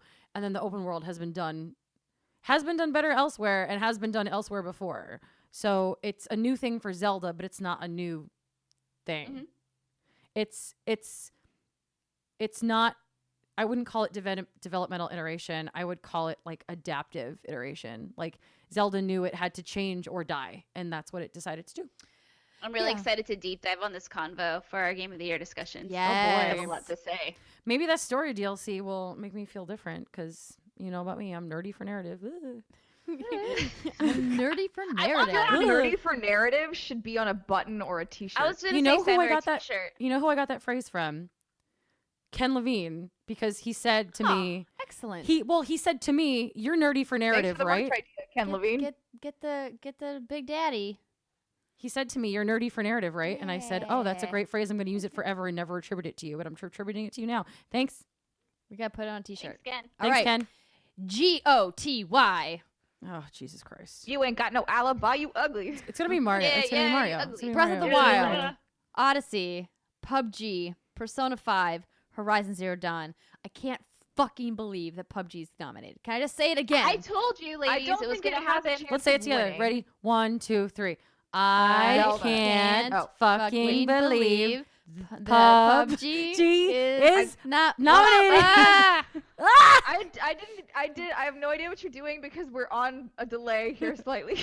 Oh, What's fine. going on? So It listen, sounded like real good. we named a bunch of different categories. Was PUBG in any of these categories except for best multiplayer and best ongoing game? No. Nope. You know why? Because it didn't excel in any of the other categories. Now, I've had people reach out to me on Twitter and reach out to me on Facebook and other places and be like, hey, Andrea, you know, it doesn't need to be excellent in all of these other categories to be Game of the Year. I had a lot of fun playing this game. I got to meet friends, and it was my favorite game, so it's my Game of the Year. And I say to you, that's perfectly fine. It can be your personal Game of the Year. But in a setting like the Game Awards, where there is critical analysis of several types of games over several different categories, looking at all of the different tenets of game design, I say to you, if you cannot nominate PUBG for, let's look at the nominations here, for game direction, narrative, art and animation, music, audio, voice, if it cannot be Action? nominated for those, then why is it in the Game of the Year category? Right. Like, so the thing that really, like, the thing that annoys me the most about PUBG being on this list is that these categories and the nominees were chosen by nomination of the judges. So our peers out there, which camera are we using? This one? Is it this one? Is it the little one? Why? Like, you did this. You are the reason this is happening, and I am disappointed in every single one of you. Some of you I've worked with in the past. I don't think I respect you anymore. It's not cool. Like, you said it best. Like, of all of the things that were nominated and all these great art direction and sound and design and combat and all of these achievements in game development that are so amazing, you're going to vote for a game where 100 people hit each other with frying pans and like jump out of a plane and run around in circles? Are you freaking kidding me? Like, I just think of all the work that went into all of these other games, like Horizon and Persona and Zelda and Mario, and like, yeah, okay, like we're thinking like Zelda isn't as good as these other things, but it's still way freaking better than PUBG. Like, I am just mad as all heck, and it's your fucking fault. Oh, That was good, Alexa. who did it? I want to was know nice. who did it. I want to know who did it. I want to know which one of you guys. PUBG is mainly there for the conversation. I can't imagine people actually voting for it to win. Right. Well, like, Is you people that also run podcast groups like ours and work in editorial and we're like decided to say, enough of you decided to go, hey, yeah, let's nominate PUBG for Game of the Year, that it's now happening. So like, what the heck? Just because it's popular? Yes, thank you, Brittany. Just because it's popular and everyone's tweeting about it and fapping about it and posting videos about it doesn't mean that it's good. It's just popular, and popular and good are two Oh my God, separate things. You did this! I mean, for me, it's slightly frustrating. It's more than slightly frustrating because I think of a game like Divinity Original Sin 2. That, granted, I absolutely love. Alexa is now hiding under her poncho. She looks like a blueberry. Where'd you go? I feel like a Oh, no, blueberry. Holy Veruca shit. Salt. You know, I am who was blue made and by- bloated and angry. It happens. That was made by an independent developer that wasn't even nominated for Best Indie Game, has sold over 1 million copies, and has done, I think, phenomenal work. And it's like, I mean, I don't know if it would have been nominated for Game of the Year, but still, the fact that PlayerUnknown Battlegrounds is on there, and like I feel like a game like Divinity is much more deserving of that nom. It's like, I even feel like Assassin's Creed would have made more sense. sure, Right, sure, what the and, shit? you know, Absolutely. What the shit? Absolutely. Wolfenstein 2, Yeah. Prey, Edith Finch. There's a bazillion games. Cuphead. Maybe not a bazillion, but like there's literally hundreds of games that would deserve to be on the list over PUBG. We Okay, had but let's just say it's on there. We probably need to move on from this conversation, Yes, or we will yes, be talking yes, about yes. it until the end of time. Yes. in okay. a world in which we had Okay. the embarrassment of riches. You fucking pick PUBG. Okay, here's the thing. I believe in Horizon 100%, and you guys know this, but I think Zelda's going to win. Yeah. yes, I think hands Zelda's down. gonna win it, even though I think Horizon deserves I got it. another Fitbit notification. All right, so we all believe that Zelda's going to win Game of the Year. Yes. Yes. Okay. Yeah, And like, listen, I'm not going to be mad if Zelda wins. I'm going to be No. like, Zelda was I'm an gonna be a excellent little game. salty. If that's your rule. You're allowed. Stay in your lane. Wow. I didn't mean it like that. Summer, You I can love never- you. I know. You can I never love you. enjoy anything. I was, You trying only to, I have was hate. trying to make a joke and it did turn out great. That was a good joke. So I was think fine. I would be happy and comfortable with Zelda winning. It wasn't our personal pick, and obviously we'll be playing more games between now and when we have our Game of the Year conversation. And maybe, as Alexa said, when the Champions Ballad stuff comes out, we'll reevaluate how we feel about Zelda. Not to say that we hate it, because I know some of you have written into the podcast before and been like, hey, why are you guys such Zelda haters? We And do we're not hate it. In fact, we're the opposite. And Britt will attest, she loves Zelda more than Yes. probably anybody. We are critical. We are Alexa's critical because we literally love wearing it. a poncho. I'm wearing the Zelda poncho. We're critical because we love it. And we love what it did, but we thought that it could, looking at Right. all the things that came out this year, we want to make sure that games that really went out of their way, like, Horizon, like Mhm, mhm. like Assassin's Creed, like Cuphead, like get their due. Like, Edith Finch get their due because they have, again, developmental iteration or made something totally new and fresh. We don't want something to just get a shiny award because it's an entry in a beloved franchise and it's popular. Again, popular and like good are two separate things. Like we want to make sure like these awards are supposed to be like encouraging and award the people that go out of their way to do something new and different. And I just want to, we want that to happen. Yeah, and this is the last thing I'll say about it, then I promise we can end this show.